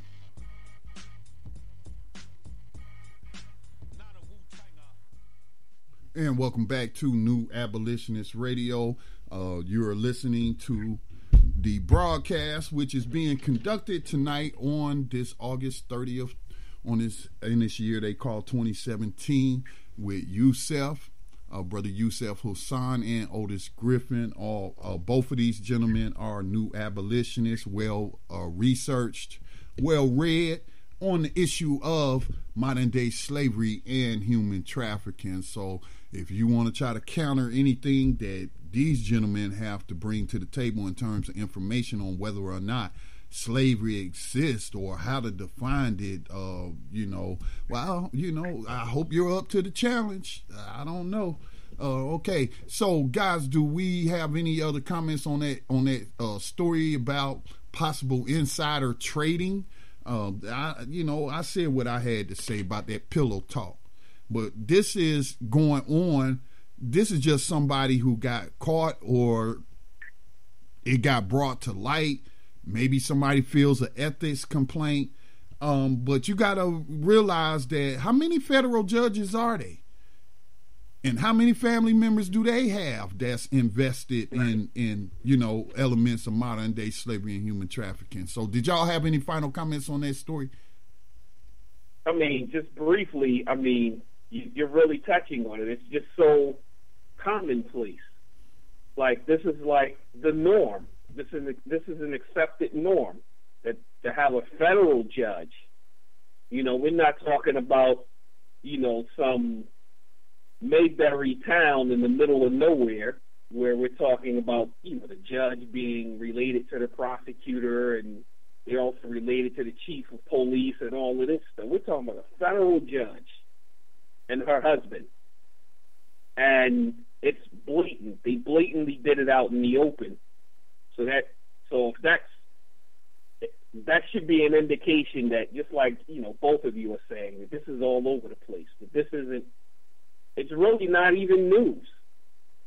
It's almost accepted and expected behavior. And it's only because certain attorneys basically blew the whistle on them to say, look, this is what's going on. Because, it's a lot of stuff that they mentioned in the article of how even when they, see, when a person comes through the system and they get to the point of having to be sentenced, there are no pre-written scripts that they're really reading from. The judge formulates what he's saying based on the circumstances of the case. But as this article is alleging, that they even had pre-written scripts, and it also touches on the forced guilty pleas and all of that stuff. Like, everything was just already predetermined, set up already. So yeah, someone calls to whoever is in charge of the fairground, and that person probably got a kickback. But if they really, really dug up this thing, they probably kickbacks to whoever owned the little dance hall, whoever owned, the fairground, all of these things that the article only mentions the judge and her husband, but many people, money went through plenty of hands for this to go down. You know, bus drivers, someone had to transport them there. You know, all of these things. Right. So this just scratches the surface. This is sort of like, let's give them this so they don't dig any further. Let's make this news article. Yusuf is hitting the nail on the head, and I learned this the hard way dealing with HUD projects. Can you hear me? Yes. Okay. Well, even if we were to parse through what went on with them, I listened for key things. Like when they say the average person got 5 months, you can best believe when this thing was put together, they know exactly how many days a prisoner had to spend at what facility. If you're talking 200 and some people, I can guarantee you all of them didn't go to a federal place. Some of them, maybe 8 to 10, got housed in a little small community outside of here for 30 days, possibly got moved after 32 days that they can get the maximum money for them, get moved somewhere else for another 7 days. There is a whole system. The computer has made it for these people to maximize their profit using those 200 people. From housing them for that 5-month period in a certain geographical location, then transporting them to another area to be held for processing to go out of the country. I'm telling you, it's a multi-million-dollar business. Absolutely. And someone has to feed them, someone has to clothe them. Yeah, people are making money hand over fist everywhere. Well, guys, before we move into our final segment, we do have a YouTube clip that we would like to play. We played this clip on it before, but it's always worth playing it as many times as possible when you have slave catchers admitting to what they're a part of, what they're doing. And even though I don't think even though they know something is wrong in what they're engaged in, they still need to be educated on their language, that this is slavery. That's slave catching what you're doing. It's not policing, really. I mean, technically, if we want to look up the definition of policing, yeah, we could apply that, but really it's slavery. What's the motive?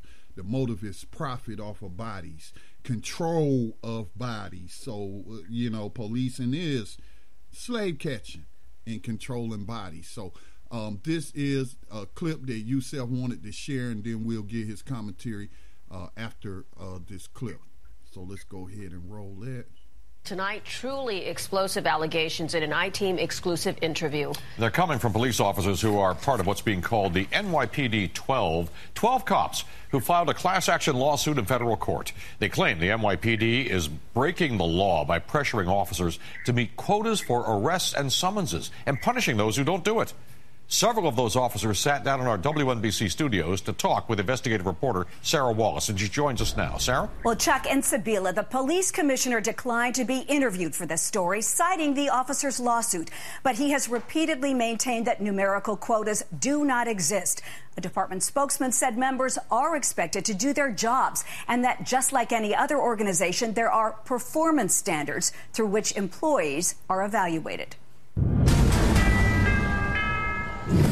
On the streets in certain New York City neighborhoods, ask about police quotas for arrests and summonses, and this is what you often hear. Here's a quota system. There always has been, and there always will be until someone changes it. Y'all see that? That's what they targeted. Yeah, take a seat right here, guys. The front row is set. These NYPD officers, all currently on the job, say it's true. They've all worked the streets, the subways, and patrolled housing developments. The department says there are no quotas. Well, I can tell you, I'm a police officer. There are quotas in the NYPD. Are they lying? Absolutely. It's illegal for them to admit it. They come from different precincts, largely minority neighborhoods in Brooklyn or the Bronx, but their stories are remarkably similar. They tell you this to your face. Black Hispanics between 14 to 21.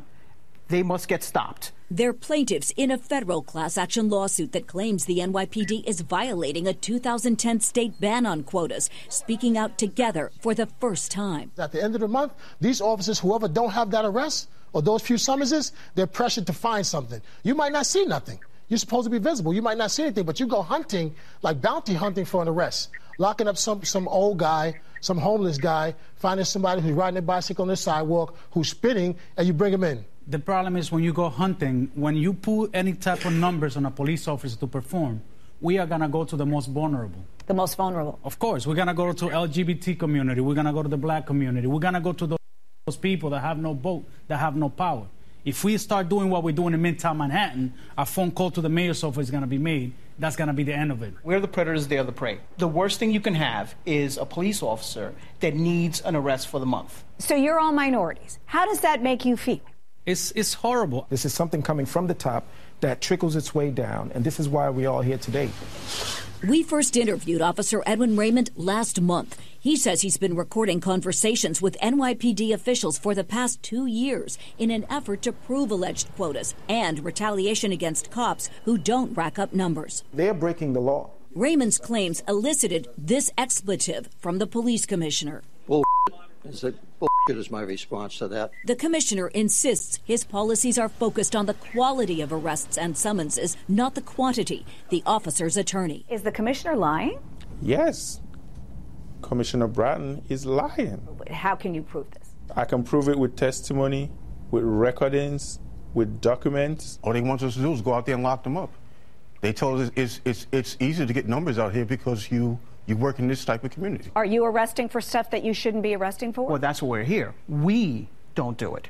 We refuse, and because of that, we are retaliated against. Because you're not harassing people, you're being punished, you know? And it doesn't make for a great work environment because they want you to harass people. The lawsuit claims minority officers are punished more severely than white cops for failing to meet quotas. The city denies it. And the community are suffering the most. Because? Because the pressure, because the quota.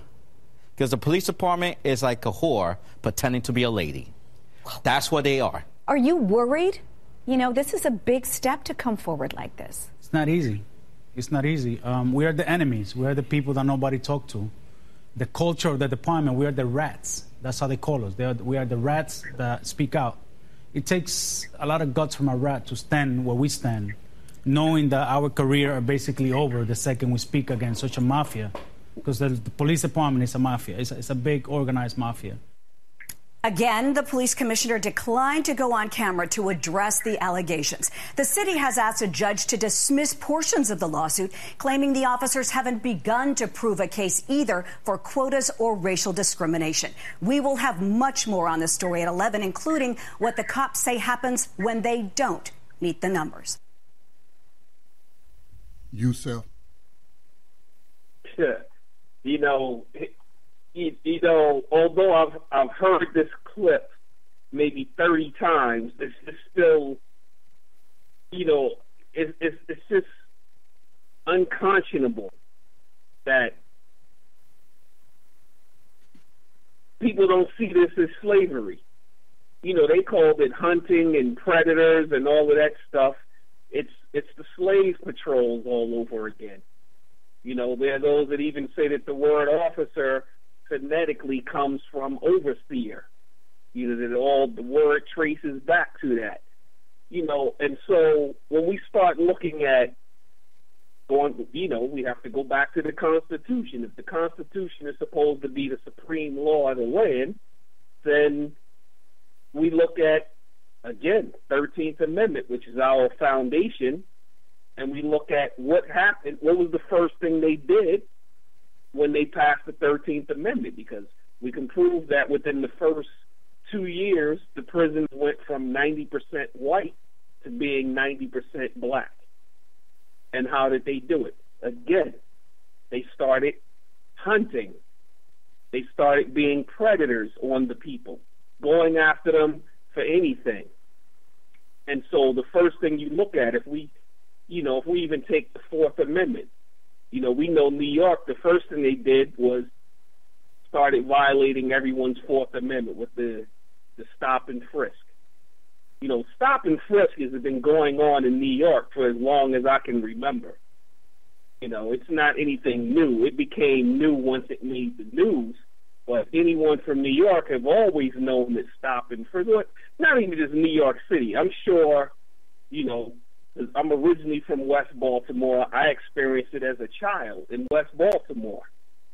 You know, just being cops jumping out on me, wanting to search my pocket. Yusuf, I mean, isn't walking while black or driving while black just a metaphor? Just metaphors for what is the same thing what you're talking about that you experienced as a child? Yeah, because they play on the statistics. They figure if you stop enough, you're bound to get something, and the numbers don't match the statistics. Because when they did the search of all of the people stopped between 2006 and 2011, it was over 600,000 people, and they got less than 5% of arrests.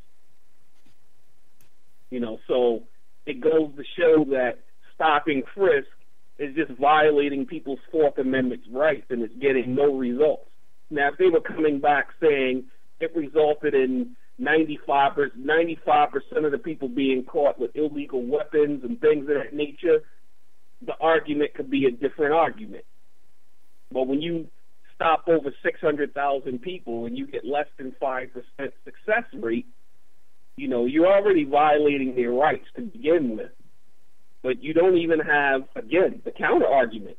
See, the counter argument will be, well, 95% of these people, you know, fit within the reasonable suspicion, you know, or they fit within something. But when you're just saying stop anyone from 16 to 21 or anyone wearing this type of clothing, that you're just profiling. That's all it is clear profiling, because I always refer back to Trayvon Martin. When George Zimmerman got out of his car to go after Trayvon, the only thing that Trayvon had done, and the crime that Trayvon committed in George's mind, was the fact that Trayvon was a black kid in his neighborhood, walking while black. Because if he was a white person, it would have been overlooked. He wouldn't have even paid him any money. But because we've been criminalized, it's already in a lot of people's minds that we don't belong in certain neighborhoods. So just the mere fact of us walking down the street automatically makes us suspicious. They get suspicious calls all the time. You can look at some of these police blogs and everything. They talk about it all the time. They get so many calls of a suspicious person, and all the person was doing was walking down the street. Black person. You know, so they come in, they start violating that Fourth Amendment, and it all goes downhill from there. Because we know once they get the person, you know, once they get the person in the system, it's very hard for them to get out. You know, the Fourth Amendment. We can just go down the line. I'm not even gonna, because it's so late. We covered so many things tonight. Right. Really, and we still have our regular segments to get to, so I want to toss it to Otis and let him give some commentary, because we're going to start your segment, which was supposed to start last week, Yusuf, about the reading parts of the Constitution and the so-called rights of what it says you have as an American citizen. So, but let's toss it to Otis while you prepare for that. After Otis, we'll take a station identification break and get to our regular segments, and let me just give those segments out that we still have. So like I stated, we were supposed to start last week, but this week for sure we will begin the new segment hosted by Yusuf Hassan, where we will listen to him read so that we may examine and discuss the U.S. constitutional rights citizens are alleged to have and how they tie into slavery, both past and present. Also, we have our abolitionists in profile, which is also combined in the segment For Freedom's Sake, A History of Rebellion.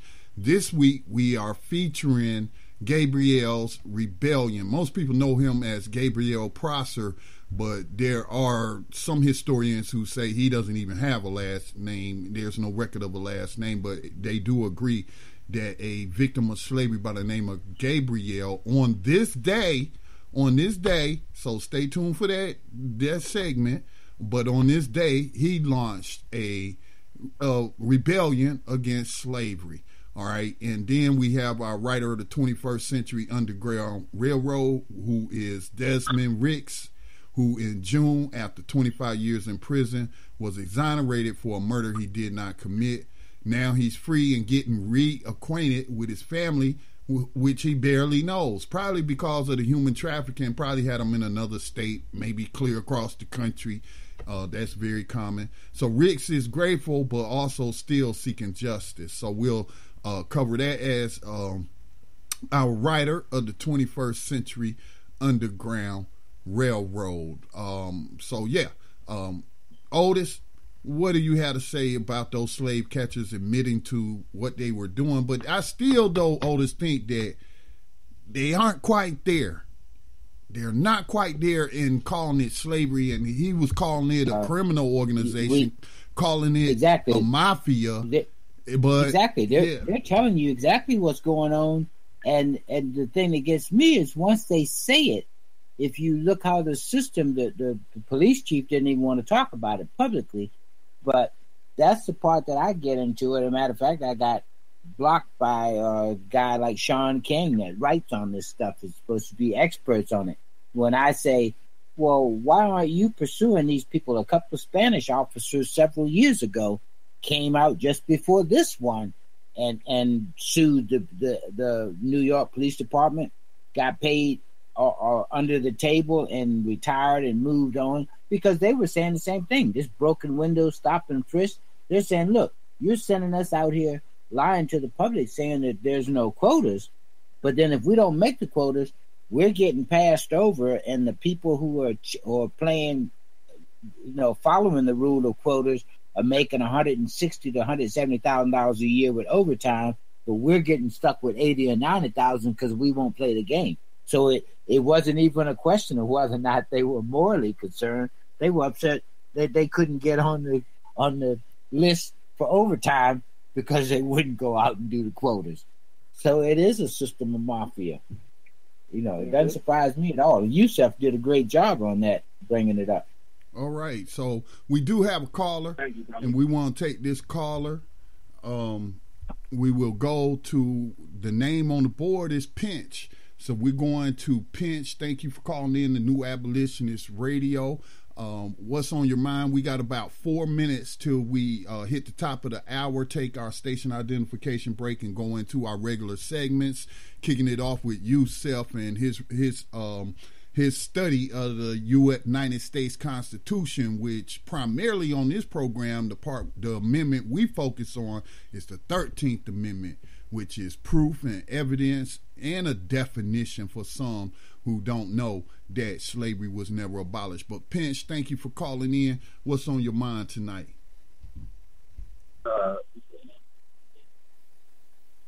Good evening, everybody. Good evening. Hey, I had a question. I'm driving this truck, you know what I mean? So I'm pulling over right now to get a little fuel and talk to you guys.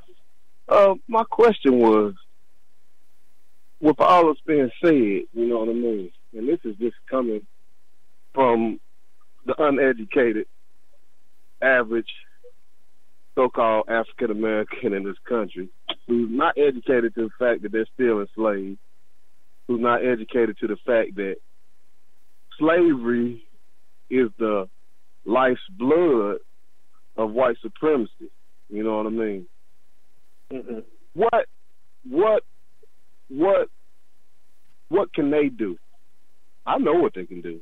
First, they got to educate themselves that there is a situation that they need to avoid and be aware of and fight against. But what can they do that's getting up every day to go to work for these people that propagate this slavery? You know what I mean? Every day, just so they can feed their families. I was listening to a rapper one day, and he was at a forum, and he was saying he got upset because he heard black militants say, we need to separate. We need to get away from them. And he said, well, hold up. Do you feed yourself? Do you clothe yourself? Can you render medical attention to yourself? He said, we need all these people, all these white people that y'all say we need to separate from. We got to have them right now. because we can't do none of that stuff for ourselves. Well, what you're talking about, Pinch, we're not doing it. If I may interject, what you're talking about is the infrastructure. And that's really what you mean. Do we have black nurses, doctors, and people who could do those jobs if we had our own infrastructure? Well, we do have our own infrastructure. Our ancestors and we pay taxes to pay for those hospitals, the public roads, the public portion of the health system. So that is our system. So I don't see how you can separate. And I mean, I can see separation in terms of black people moving to certain southern states where you become the dominant population, but we all got to still be on the same page politically, where we could dominate political office and even like remake the Constitution if we don't like it in those states. Now, there is some doable autonomy that I see, but there's going to be no armed confrontation, and we're going to do like the former Confederates did, and we're succeeding from the Union. No, that's no, black people ain't ready for that. They not about to do that. But to answer your question though about the term they use, everyday Joe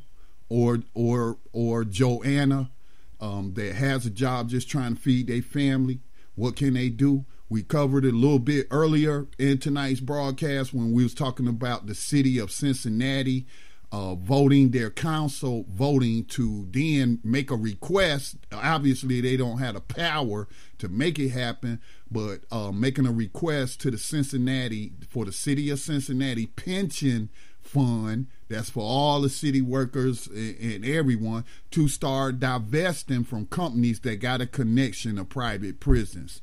Modern day slavery. They ain't call it modern day slavery, but they said that private prisons are immoral, and we want the pension board to vote to divest. We reported over the years about students like in California getting I think it was the California University system, but getting them to divest their pensions from private prisons. I think that was like over $1 billion.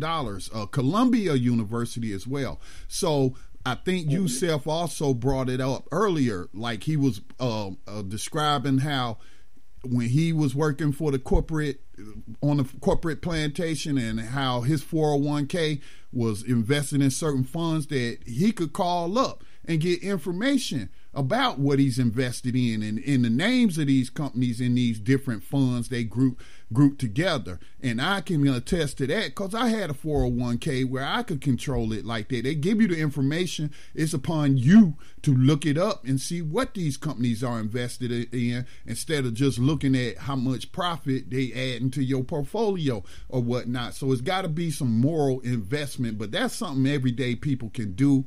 Also, in terms of avoiding, as we talked about earlier, the Angola 3, but it's just 2 remaining. But Albert King, former political prisoner, Black Panther, Robert King and Albert Woodfox said that they're putting something together to identify these companies, and so we can divest from those companies for us who are lucky enough to even have a job, to have a 401k, but we can also boycott those mom and pop stores or stop purchasing from them online if they are connected to private prison. But I didn't mean to interrupt you, Pinch, but I just wanted to provide you with that information in case you tuned in kind of late. So please continue, sir. Scotty, before we continue, excuse me, brother, can we take our break first? Yeah, let's take our break. We'll come back to Pinch, let him wrap up his comments, and then we'll go to Yusuf for his weekly segment that will be premiering tonight. You're listening to New Abolitionist Radio on the Black Talk Radio Network. We broadcast this program every Wednesday night at 8 o'clock p.m. Eastern Time. We're in overtime right now. Normally, Mind, Body, and Spirit Radio will be on, but our hosts for that program, Sister Black Rose and Feather Light, are in Houston, and right, they are impacted by that flood, but they are not flooded out. The neighborhood that they, or the part of the city that they are in, They are not flooded out, but they are without power. But she still has access to communications and the internet. So keep your thoughts and prayers with them. We'll also be reporting more on efforts by Tando Radio Show, people affiliated with RDP, Real Deal Preppers, who are going to put together a contingent of black people going to help black people in Houston. So again, we'll continue with this conversation on the other side of this break.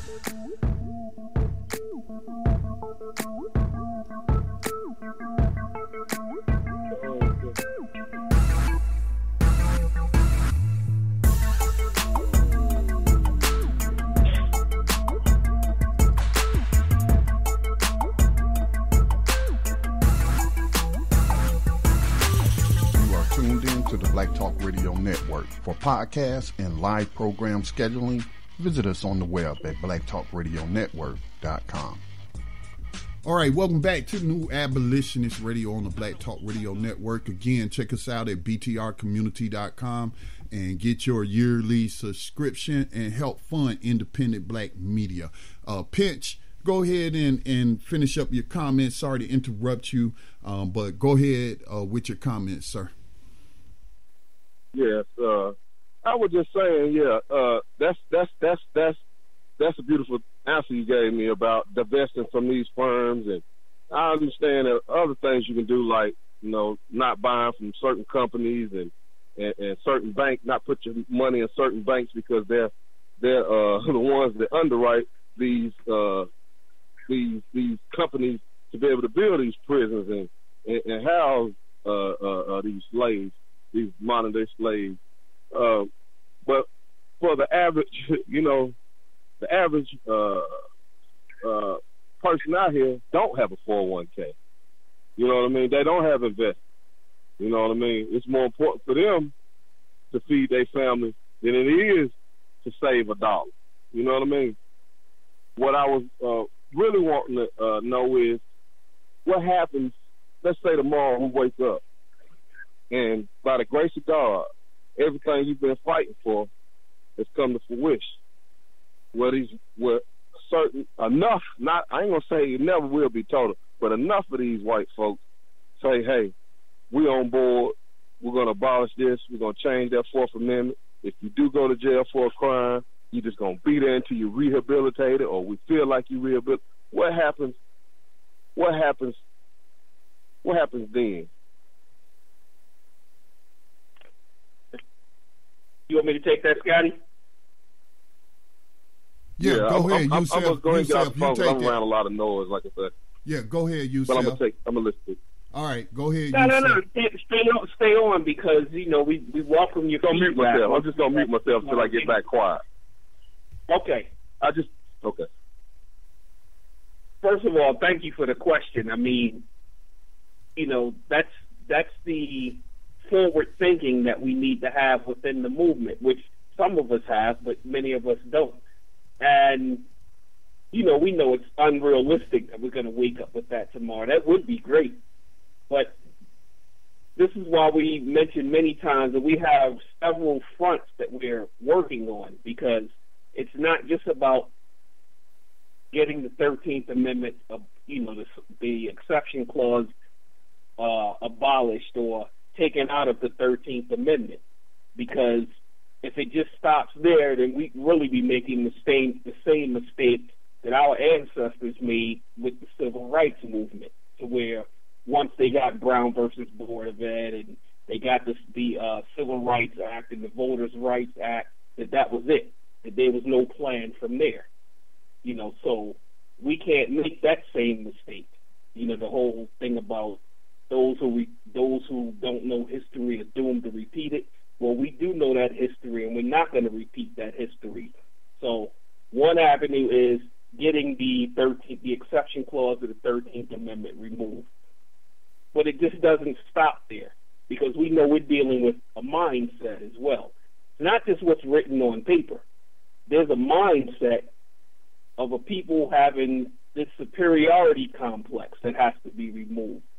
And then we also have our other issues within ourselves of not supporting each other, not uniting on many issues, not taking control of our neighborhoods, not knowing the importance of owning our own businesses, of owning the homes in our neighborhoods, of having our school systems.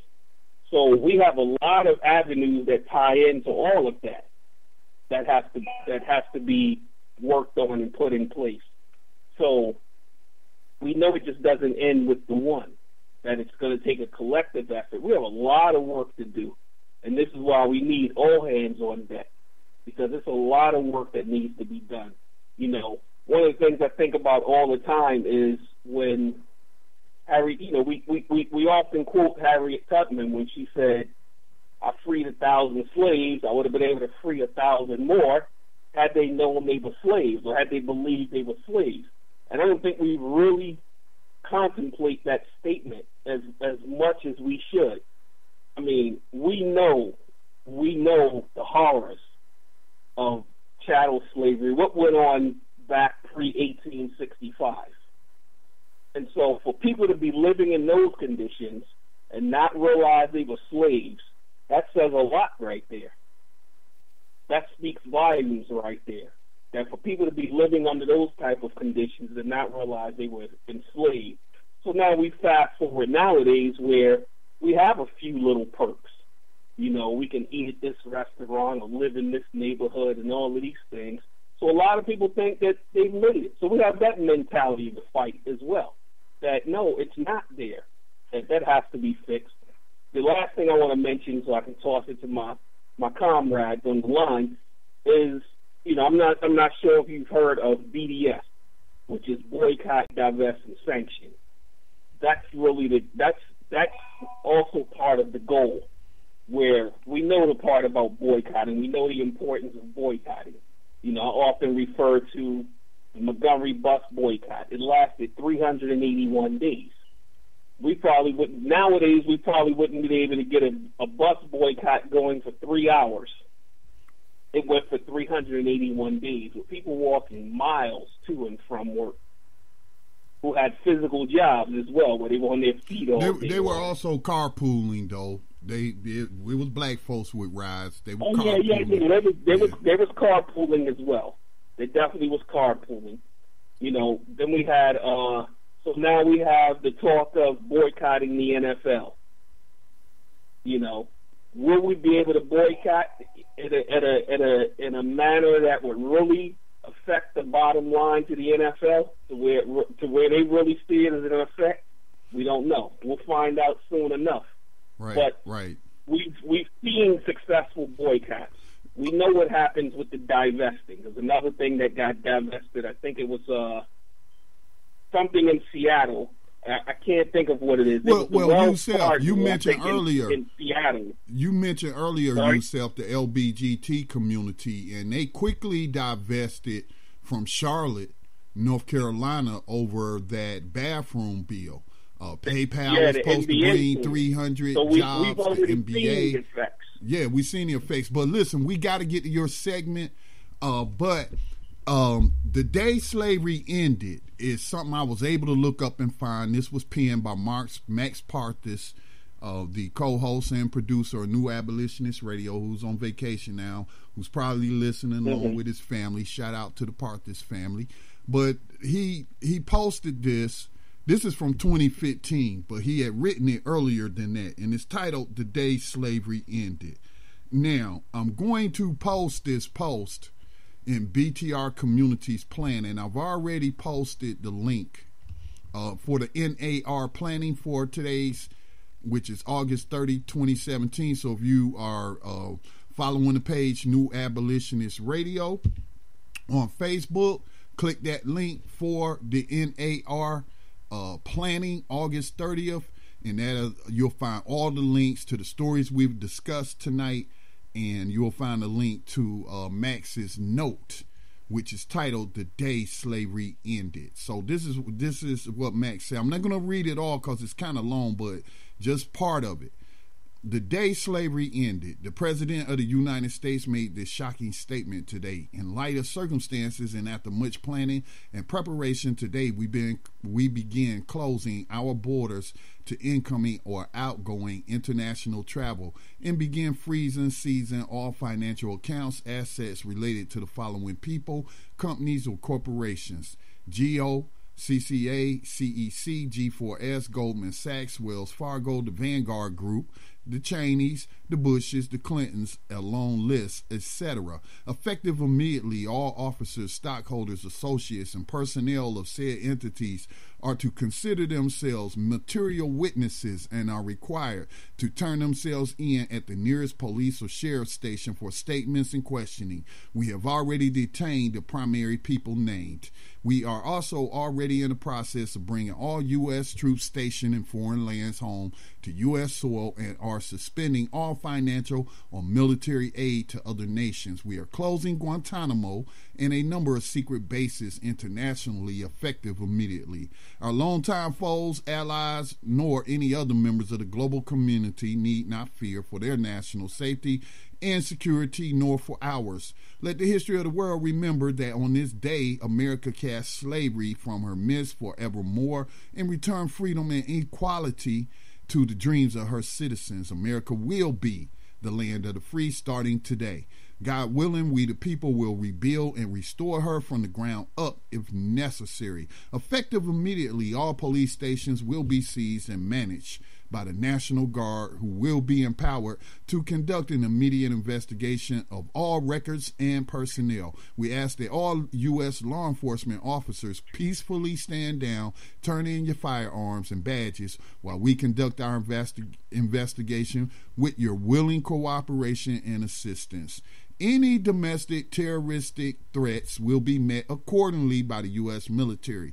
Effective immediately, the following groups and paramilitary organizations are considered domestic terrorist groups. A long list of racist groups like the KKK, NSM, etc. We ask that all citizens go about their normal day as best as possible, but we are setting a curfew for 9 p.m. until further notice. We ask that you use public transportation whenever possible. Passes will be issued by military personnel for anyone required to be out after 9 p.m. American streets will be patrolled and kept safe by the U.S. military until we have passed the worst of our trials.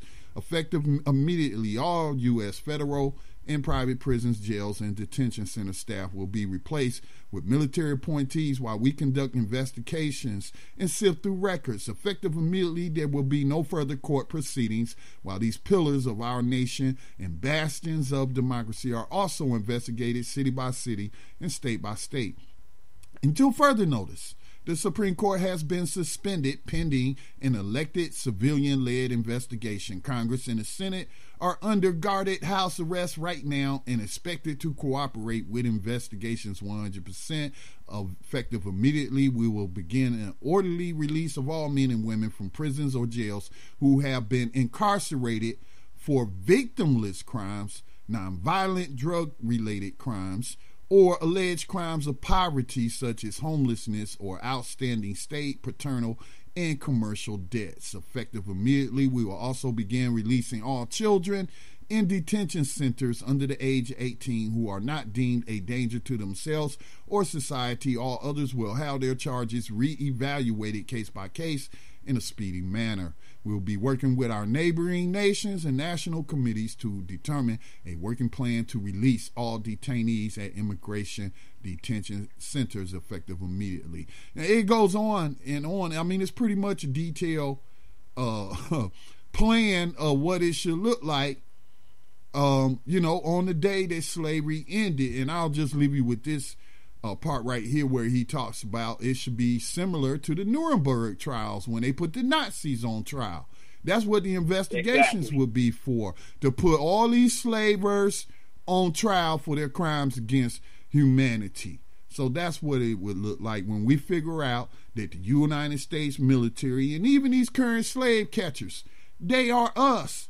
They are our cousins. They are uncles, aunts, cousins, children, And so when we are able to take care of the slaver's mindset in our own household, it'll make the job, it'll make that transition to the day that slavery finally ended, that's so much smoother. Might even be bloodless, as Max is calling here. But, you know, if you're a slaver and you want to, you know, talk about that long live the Confederacy crap, then you can just get put down like your ancestors did. So, yeah, we want to move to our next segment, which is Yusuf and his regularly weekly segment on the U.S. Constitution.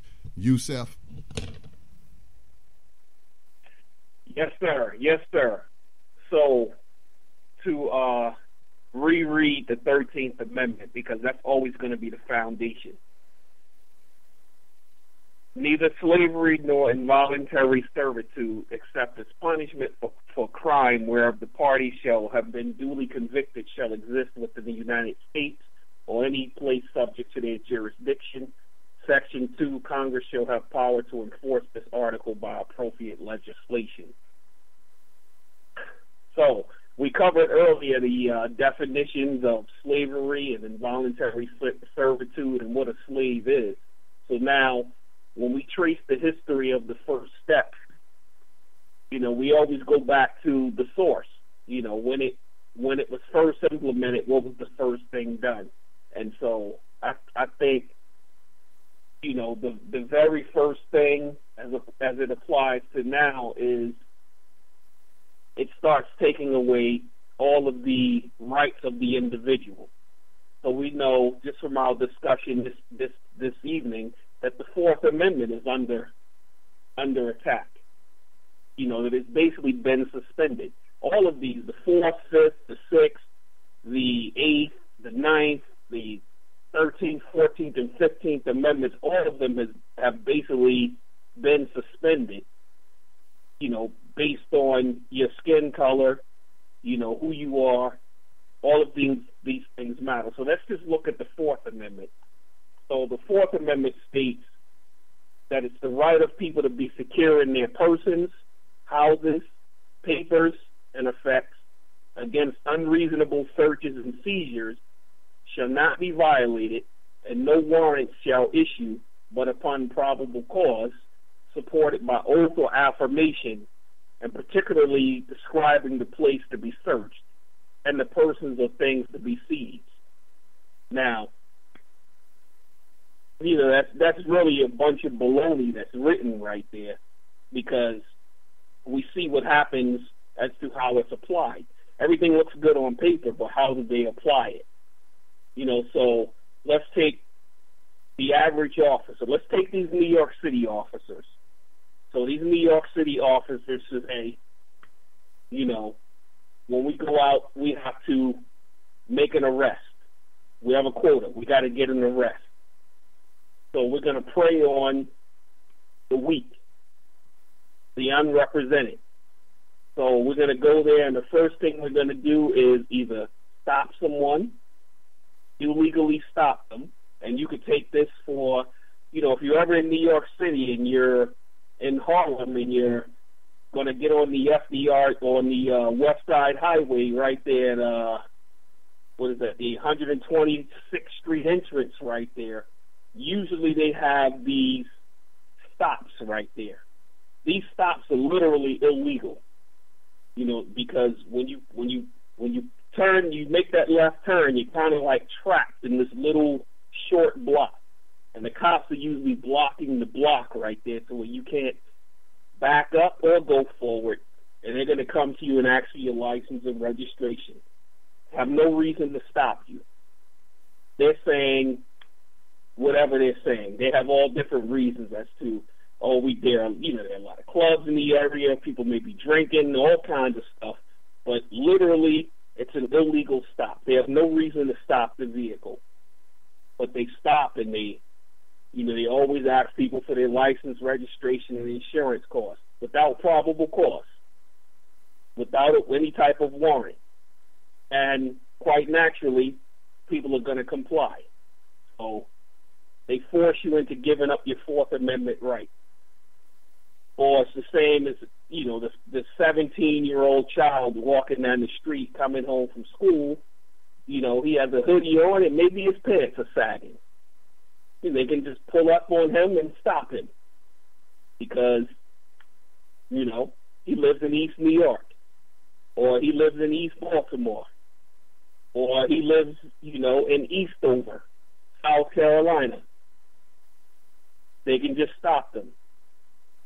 So they already, because of this slavery clause, this exception clause to the 13th Amendment, we've laid out all kinds of information this evening to where they have these quotas. They need to fill these beds, or these prisons are going to close. So the first thing they do in order to fill these beds is they have to stop people. They have to stop them. They have no probable cause to stop them, or they rarely have probable cause to stop them, or they come up with their own types of probable cause. One of the things that they say, I've heard it said in many trials, based on my training and experience, that's usually one of their code words that they use, sort of like the I feared for my life.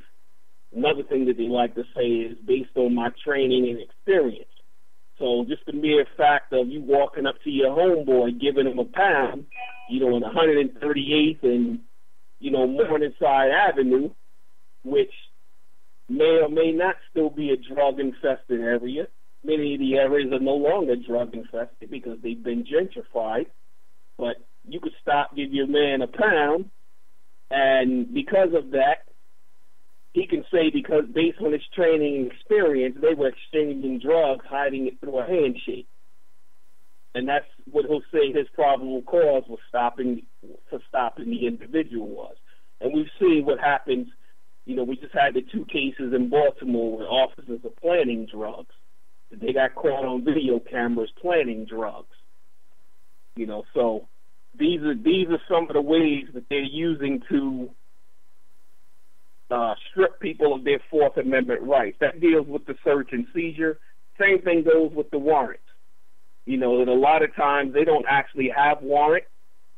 That what they do, if there are different types of warrants. There's the no-knock warrant, and there's the knock warrant. There's the no-knock warrant. Then there's exceptions to the warrant. Where they can claim that it was exigent circumstances. For instance, a person fleeing a crime scene and he goes into a home. Based on the Fourth Amendment, there's an exception that they can bypass entering the home without having a warrant, because they say it's exigent circumstances. The person could have gone into the home and destroyed evidence. The other thing is the clear view principle, where they can claim that they saw something. They always, miraculously seeing things. So many cases of them stopping people's cars, and the car had tinted windows, and it's 3 o'clock in the morning, and they're able to see something, under the seat in the car without even shining the flashlight on the car. So they have many ways to bypass these. And again, it ties into the 13th because they have this incentive, because there is a price on the head of every individual. I believe the national average is about $20,000 to $30,000 for adults and close to $200,000 for children. So the first thing they have to do is strip that Fourth Amendment right. What that also does is the program that Jeff Sessions is re-implementing, that search and seizure, what is it called? Asset seizure program, where it's literally highway robbery and they don't even have to charge you with the crime. Thank you for bringing that up. Civil asset forfeiture now. So, go ahead, Otis. Otis wanted to chime in. Go ahead.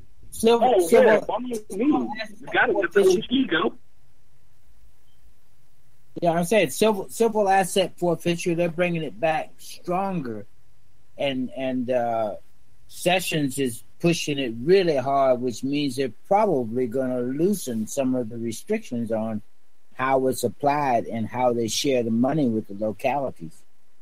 It's going to be worse. When they say localities, specifically, you should say the slave catchers, because it's going to the participating law enforcement departments. It's not like it's going to some general fund that's going to build parks and recreation centers for the people. No, it's going to go to those police departments to pay overtime. Oh, yes, exactly. And then what you have different law enforcement agencies competing for the same booty.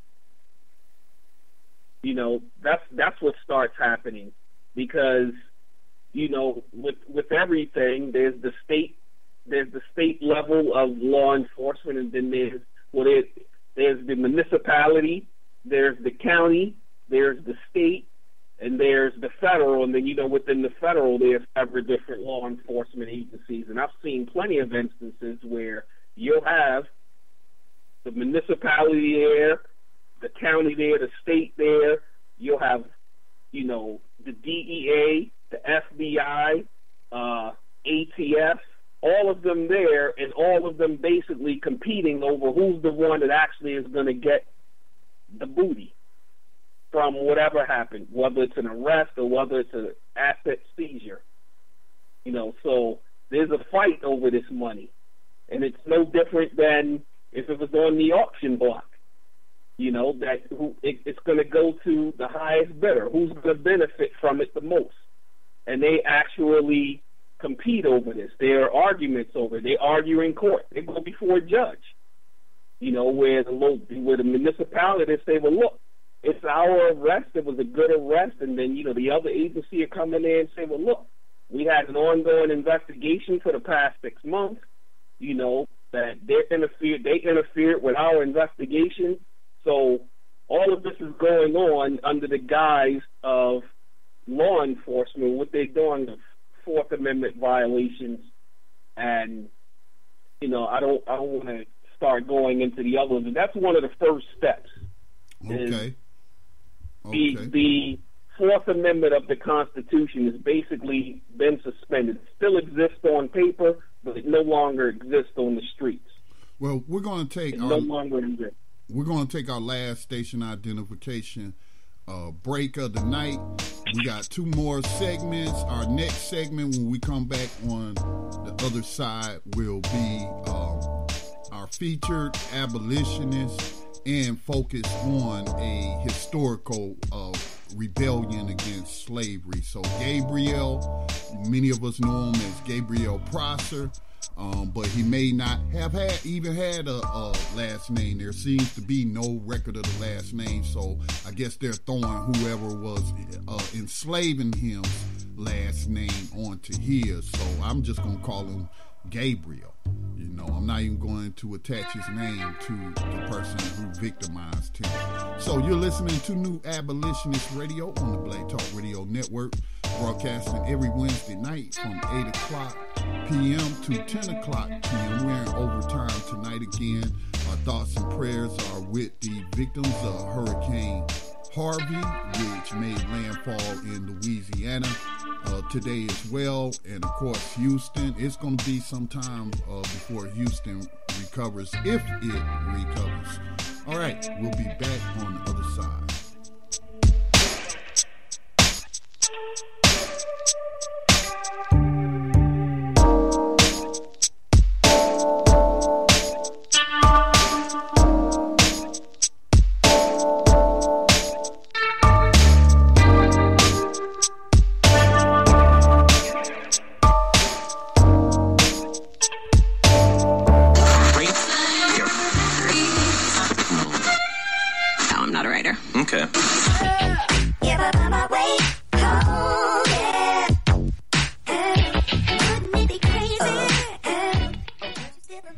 Radio since 2008, providing new black media for the masses.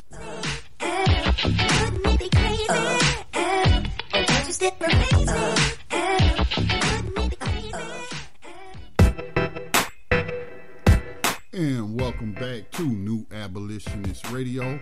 on the Black Talk Radio Network. This is Scotty Reed in on this broadcast from behind the enemy lines of USA Inc. But make no mistake, slavery is a global institution.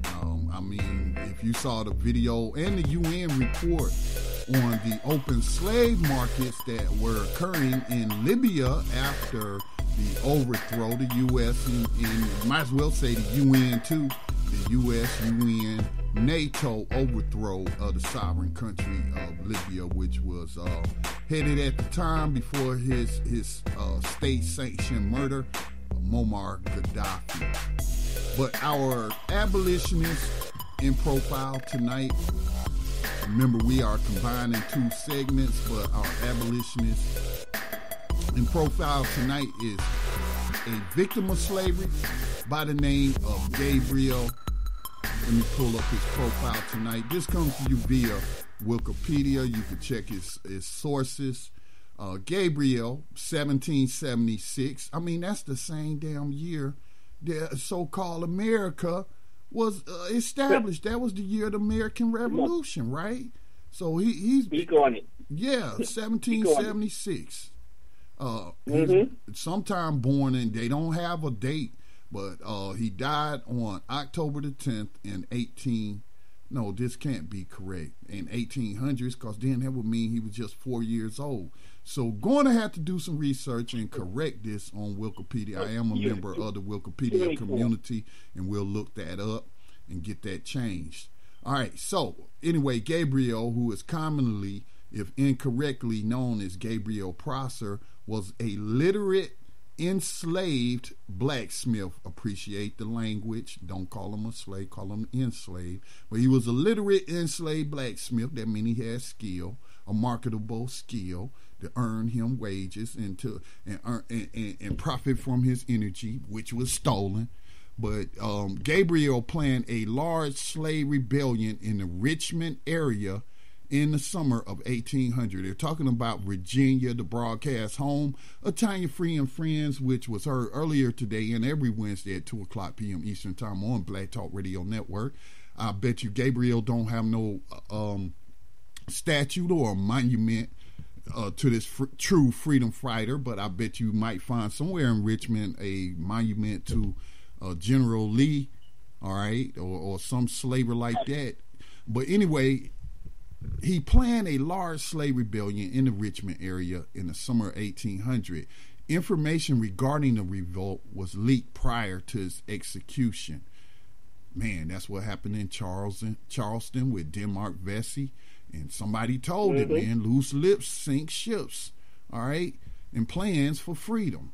But the revolt was leaked prior to his execution, and he and 25 followers were taken captive and hanged in punishment. In reaction, Virginia and other state legislatures passed restrictions on free blacks. So, as well as prohibiting the education, assembly, and hiring out of slaves to restrict their chances to learn and to plan similar rebellions. That's very important there, because what does it show me? What came first, slavery or racism and white supremacy? Because free blacks was considered citizens of the colony of Virginia, or this might have been after they became. It was probably a colony, but after the Revolution became a state. So they then started implementing race-based laws. Later, like after 1865, everybody's familiar with the South's black codes and what have you. And so, again, like, we've discussed all throughout how law is passed and then it is targeted. Doesn't mean that law is going to affect everybody, although it could be used to arrest anyone, but it's certain groups and certain people who are profiled and targeted for slavery. So, but this is the introduction of white supremacist laws to do what? To ensure or to in the furtherance of slavery. So again, when we want to talk about tentacles and what the problem is, white supremacy is a problem. Institutional racism is a problem. But remember, it is a tool that was used to ensure the foundation of slavery. So when I talk about ending slavery, that incorporates what other people call white supremacy and eliminating that. It all connects to slavery. You know, that's just what I'm trying to tell people, and Max tries to tell people when you use the language of mass incarceration. No, it's slavery. So here's some background and a little bit what we know about Gabriel. He was born into slavery at Brookfield, a tobacco plantation in Henrico County, Virginia. Gabriel had two brothers, Solomon and Martin. They were all held in bondage by slaveholder Thomas Prosser. See, I knew it. The owner of Brookfield. As Gabriel and Solomon were trained as blacksmiths, their father may have had that skill. Gabriel was also taught to read and write. By the mid-1790s, as Gabriel neared the age of 20, he stood 6 feet 2 or 3 inches high. His long and bony face, well made, was marred by the loss of his 2 front teeth and 2 or 3 scars on his head.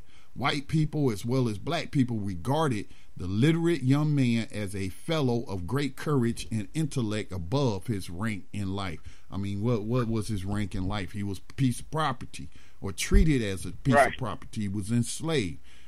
Gabriel's rebellion. Gabriel planned the revolt during the spring and summer of 1800 on August the 30th. That's tonight. On August the 30th, 1800, Gabriel intended to lead victims of slavery into Richmond, but the rebellion was postponed because of rain.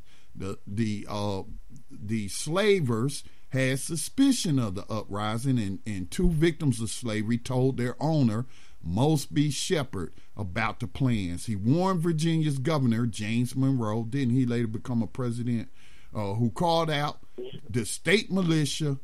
Gabriel escaped downriver to Norfolk, Virginia, but was spotted and betrayed there by another slave man. Come on, people, we got to get it together.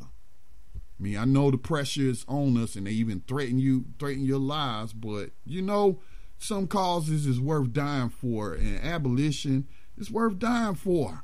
You're gonna give your life, give your life for other human beings and whatnot. You're gonna be set free and able, your spirit to be released to transition to that next realm. But man, you betray so many. You betray humanity, actually. You know, I don't want to victimize the victim, but at some point we got to be willing to set that fear aside of death and just be willing to die. What's that old saying? You know, get free or die. Give me. Well, I was listening to Malcolm X last night. A clip. He said, "What did Patrick Henry say?" He said, "Give me liberty or give me death." Give me liberty or give me death. That's how I gotta be. All right. So Gabriel was returned. He warned Virginia's governor, James Monroe, who called out the state militia, slave catchers. Gabriel escaped downriver to Norfolk, but he was spotted and betrayed by another victim of slavery for the reward offered by the state.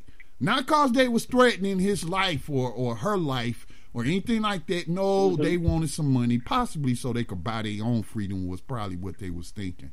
That enslaved person did not receive the full reward. I guess they wasn't going to give them enough to purchase their freedom. So Gabriel was returned to Richmond for questioning, but he did not submit. See, he didn't snitch. Gabriel and his 2 brothers and 23 others were hanged.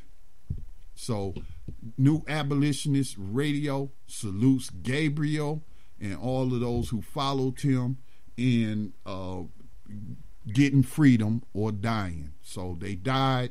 They are martyrs to the cause of abolitionism, and we salute them. Brothers, do y'all have any commentary on Gabriel's rebellion? Otis? No, I just Yusuf. Oh, go ahead, brother, please. I said no.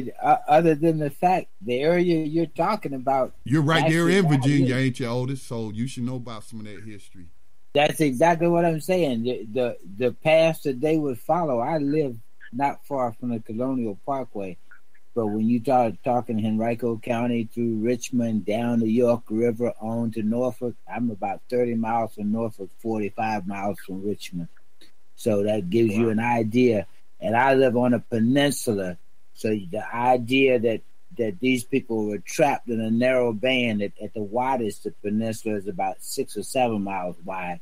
So you could tell that if you travel the river, whether you took the James River or the York River down, when you got to the bay, Chesapeake Bay, there's nowhere to go. So snitching on you through plantations, tobacco farms and plantations through here, there's nowhere to go. If the people wanted to snitch you out, they basically, had you channeled in. There's nowhere to go. Right. Yeah. Yeah, and my family.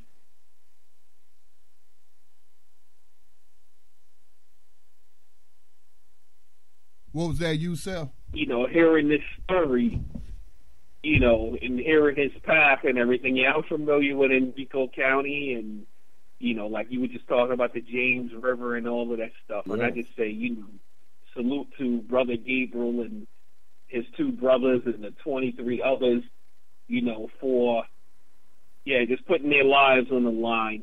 And I'm sure when they were doing this, it wasn't just for them, but they were doing it for others as well. That they probably had the intentions to come back and get people as well. I just salute them, man. As a matter of fact, before Scotty goes any further, he was brought up the fact that there were free blacks.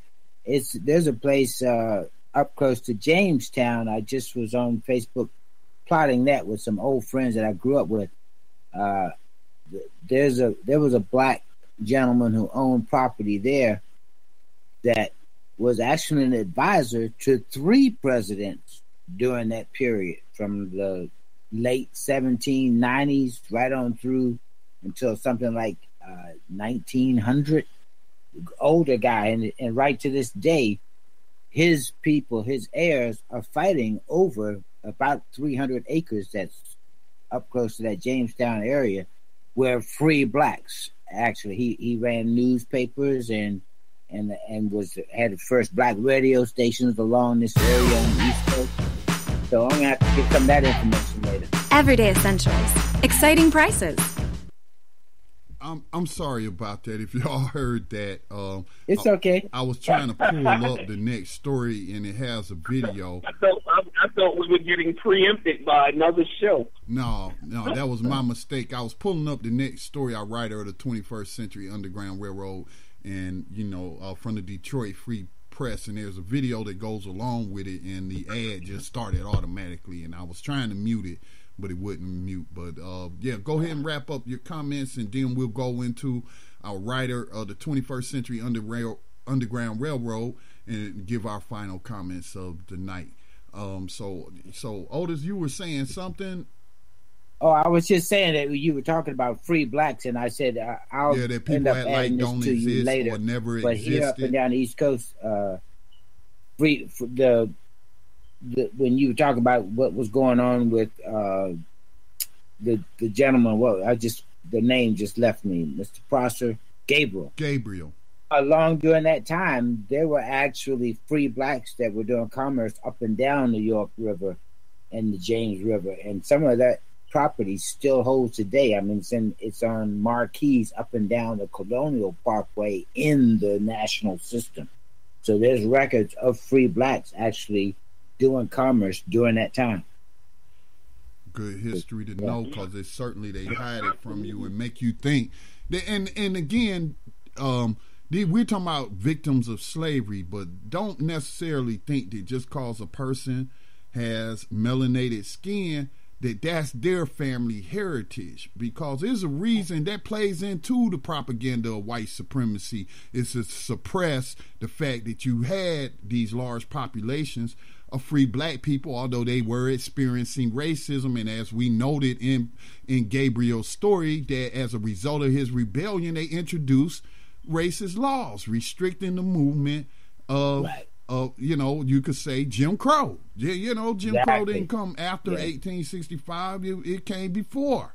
That's what they were, all again to support the institution of slavery. So let's go to our writer of the 21st Century Underground Railroad, who is Desmond Ricks. In June, after 25 years in prison, Ricks was exonerated for a murder he did not commit Now free and getting reacquainted with a family he barely knows, Ricks is grateful, but also still seeking justice. On Thursday, Ricks and his family gathered in a nondescript Farmington Hills office suite where, with the help of attorney Wolfgang Mueller, they filed a $125 million civil rights lawsuit. He's seeking reparations.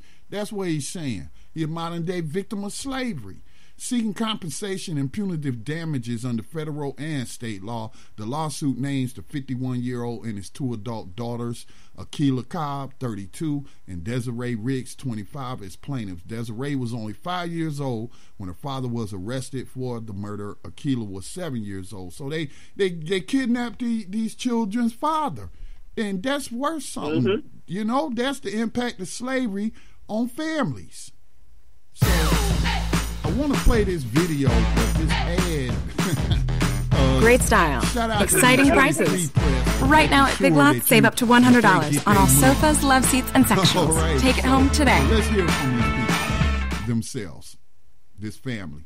It was hard. It was hard. It took me a long time just to get somebody to believe. Once I was incarcerated, it took me a long time to find somebody to finally believe that, this happened to me, that, the police, something did happen, And like Wolf said, once the investigation started, and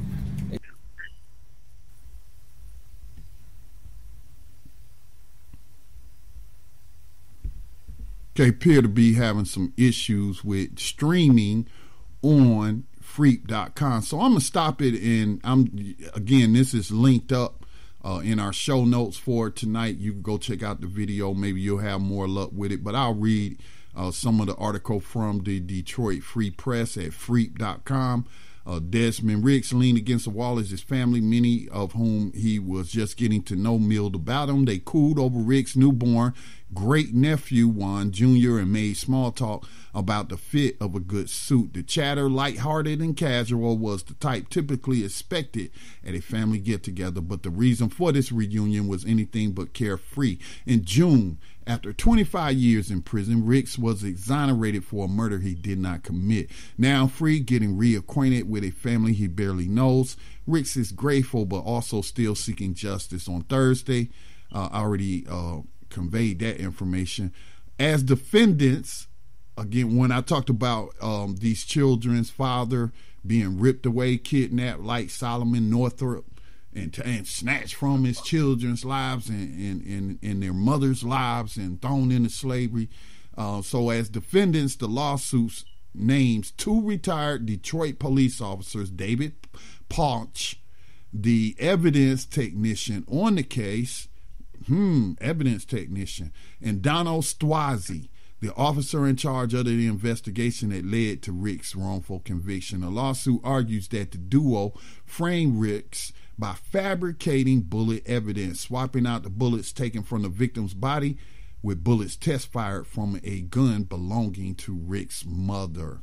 Wow, so they just rousted, Fourth Amendment, as Brother Yusuf was talking about, got his mother's gun, and then test fired it, and then swapped out the bullets.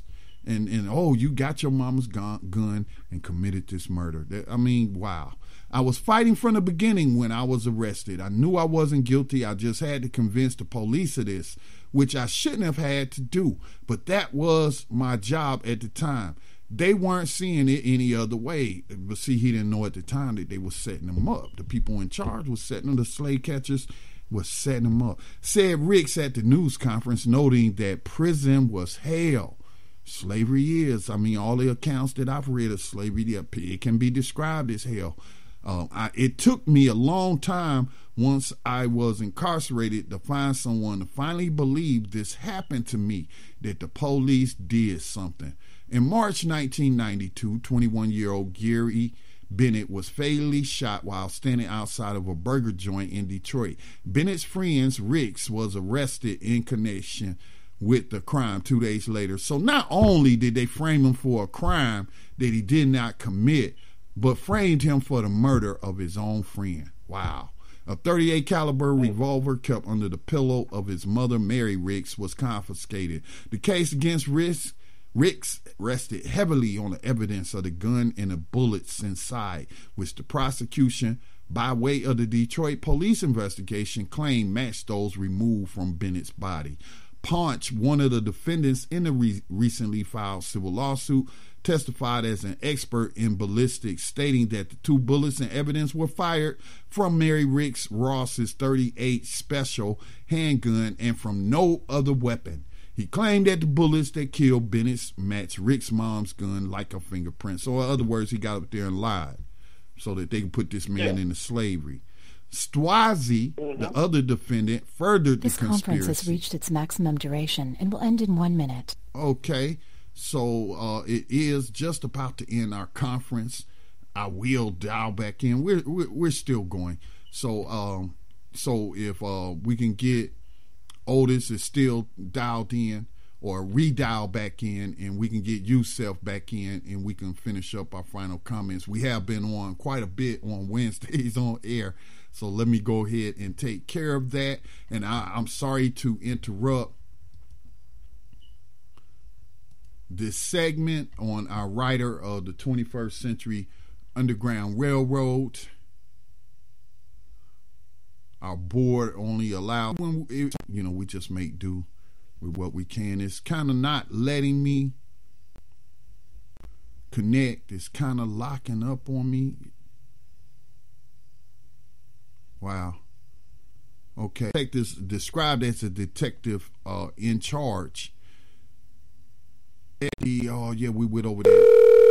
All right, now it's getting us back into the conference, so let's get back in. You are the first participant on the call. Please hold while we wait for the others to join. All right. We got Otis back on, and we got Yusuf back on. All right, so let me continue. So Stwazi, the lead detective, furthered the conspiracy. According to Rick's attorneys, they alleged that Stwazi provided the bullets test fired from the Rossi handgun to David Townshend, a court-appointed expert and retired Michigan State Police firearms identification expert. When Townshend's questioned whether the bullets were actually from the victim's body, so he had his doubts, Stwazi assured him that they were. A news release from Mueller law firm explained. In closing arguments, the prosecution stressed the importance of the ballistics evidence, calling it the most powerful evidence in the case.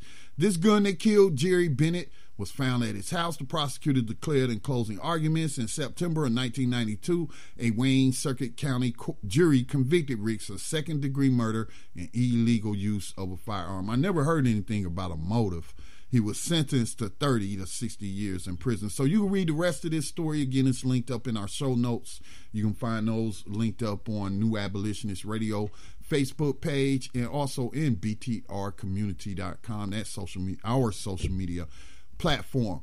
So just want to set all of that to say, welcome to freedom. Okay, welcome to freedom, Brother Desmond Ricks. And I hope you and your daughters get your reparations, the $125 million you're asked for. Don't want to put a price tag on it because freedom is priceless, but I hope you receive what you're asking for in this lawsuit. Guys, comments on this story? Well,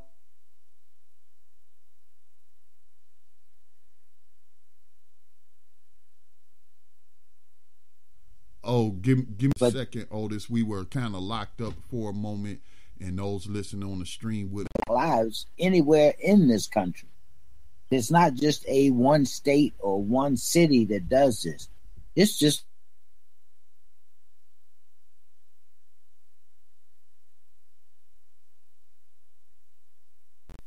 yourself. Yeah, man. I'm just sitting here because these stories.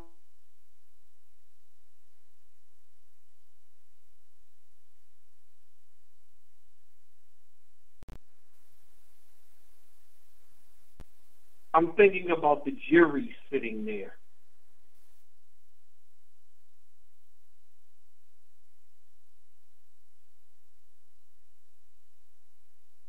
The whole system is set up, when it comes to these grand juries and all of it. It's just one big fallacy, man. It's one of the fakest things that's set up. You take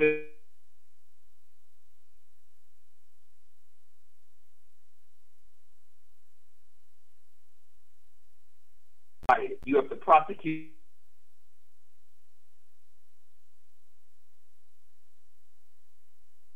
The witnesses have to testify. They don't have to produce any evidence. They don't have to do anything. So easy to get the indictment. As the saying is, you can indict a ham sandwich. Right, so because for one thing, he's already given the preponderance of telling the truth. That's the bad part. That's the next point I was getting ready to make. You have these jurors where, they're not us. They have a very small restriction on who can even be a juror. So they already come in there with the mindset that the cops are right, the prosecutor is right. They did everything they were supposed to do. They followed the law because they watch Investigation Discovery and they watch, NYPD Blue and they watch Law and Order, where they don't make any mistakes. They don't lie. So they come in there and everything is the truth, and so they just automatically vote to indict. So easy to get the person indicted. And it's so difficult to get an indictment dismissed. So once the person is indicted, we know what happens next. You have one or two choices. Let them violate, your Sixth Amendment and get you to cop out, or you take your chances at trial, because you're figuring, I'm looking at this brother. This brother went to trial, and he's saying to himself, look, I'm innocent of this. I can't take, they probably were offering him 15 years, 20 years, probably had some public defender standing there, or public pretender standing there saying, they got the gun. I mean, the ballistics match, and the brother's saying, no, man, I didn't do it. Exactly. Taking it to trial. With this convention of it's not in your best interest. And what they do when people go to trial and lose, this is how they deter everyone from going to trial. Because when a person loses, they give them a lot of time. Some states, people are getting over 100 years. Some are getting 200 and 300 years. So that's scare tactics, keeping people from going to trial. But then you take an officer where you have video and hundreds of eyewitnesses telling you exactly what happened, and the jury can't seem to find the evidence to indict the person. So that type of stuff really angers me. Really angers me when I hear these types of stories. And when they discover this, they just discovered this with them. There's no talk of, well, how many cases did this crime scene expert, how many cases was he involved in? Let's go back and look at the cases he was involved in. Or this lead detective. We got to go back and look at these cases. Because if they did it with this one, then there's a guarantee that there are more. They didn't just pick this one case to do this with. They did it with probably all of them. Do you think like I do? I did my first contact with the police department. I had actually just moved to Dallas and was working for a guy who owned nightclubs. I literally went to the bank, jogged to the bank to cash a check, and on the way back, about 10:30 in the morning, the police rolled up on me, laid me on the sidewalk, and the next thing I know, I'm at the bottom of the basement in the Dallas County jail system, and I don't know what the hell's going on. I hadn't been in Dallas for a good 3 weeks. I have no idea what's going on. But being ex-military and all of that, I was just belligerent and raising hell, and I ain't talking to nobody. I need a lawyer. 1:30 the following night is when the owner of that nightclub comes back in town from Phoenix, where I met him in Arizona. And because I hadn't shown up for work and he knew I was new, he had friends in the Dallas Police Department, and he walks into the basement and starts laughing and tells me, well, Otis, you see how it is here in Texas? And I'm livid. I'm saying, man, what kind of game is this?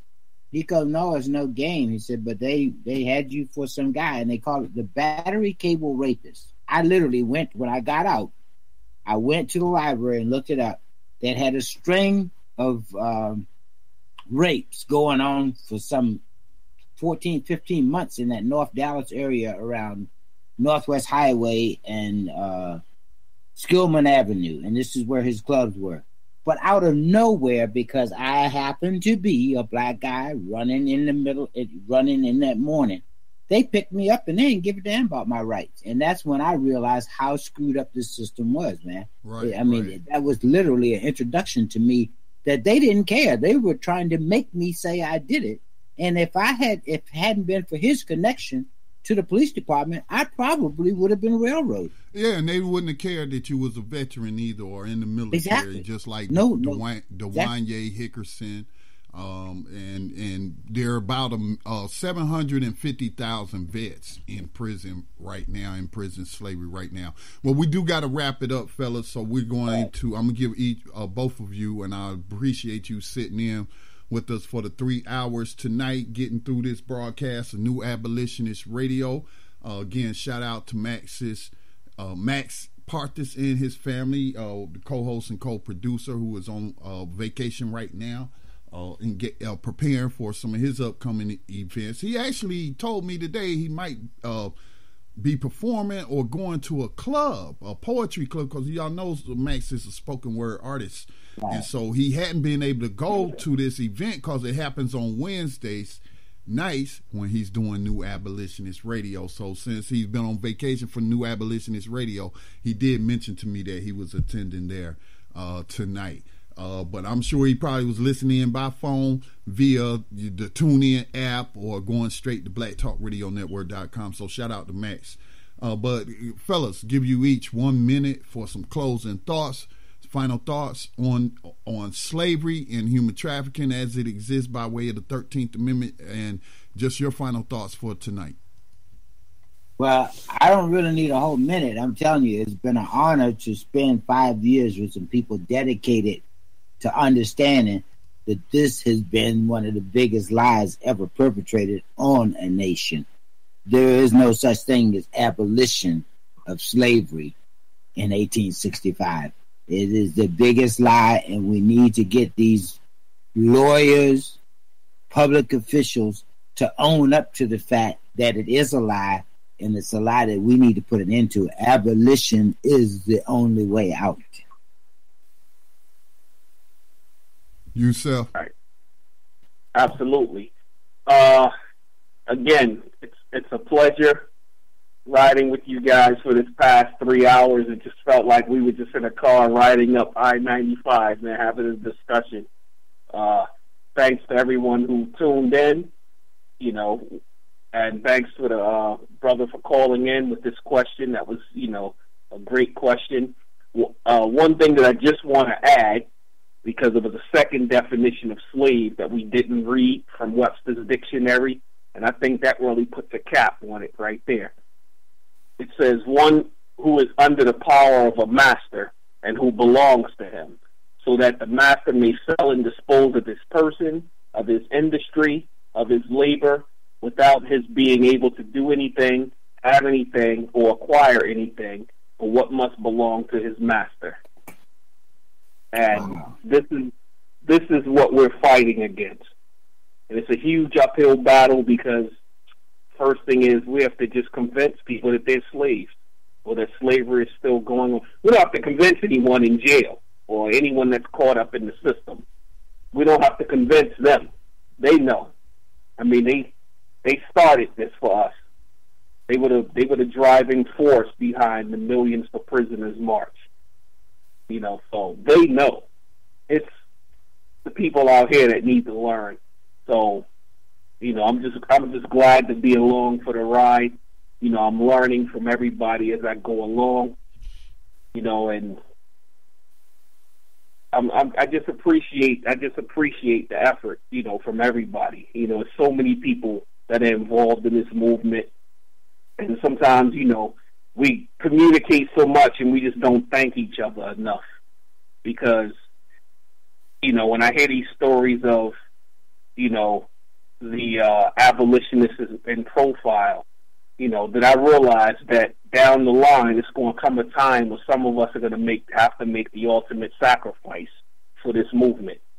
And so I just hope and pray that if the time comes during my lifetime that I don't fold up under pressure, because I had no problems jumping out of airplanes in jungles and foreign lands for this slave master of a country.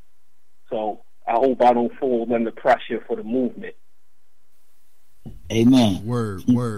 Well, my final words will be, as soon as my system doggone enough confidence to all right. Send me a message. Can you guys hear me? Yes. All right. Yeah, I've been struggling with my system over here. But I'm going to leave the listeners with the words of some co-hosts and co-producers of New Abolitionist Radio who are not here tonight. Both of them are on hiatus. And that is Johanna and Elijah, who will always close with peace to the abolitionists, death to the oppressor. And of course, as Max Partis would say, revolution. Oh man, I'm about to mess it up. Abolition is a reason for revolution, so we can finally know peace. Peace to the abolitionists. Rise up, rise up, rise up, rise up, rise up, rise up, rise up, rise up, rise up, rise up. Showtime. Just lift your eyes up, let your wise rise up. See the signs of the times. If it's time, rise up, rise up. When death and hell dwell among all God's people, when those we chose and trusted have become completely corrupted and inherently evil, when the feast that feeds you starves our father's children, when snuff, porn, and pedo forms begin to get top billing, rise up. When famine claims millions, when justice gives blind eyes to billions, when the Lord's anger is no longer feared, if his protection is gone and your enemies are near, if you've seen the seas spill over and the mountains shake, break, and fall, if the moon ever turns blood red and you can't see the sun at all, rise up. No matter if the prize is high in the sky.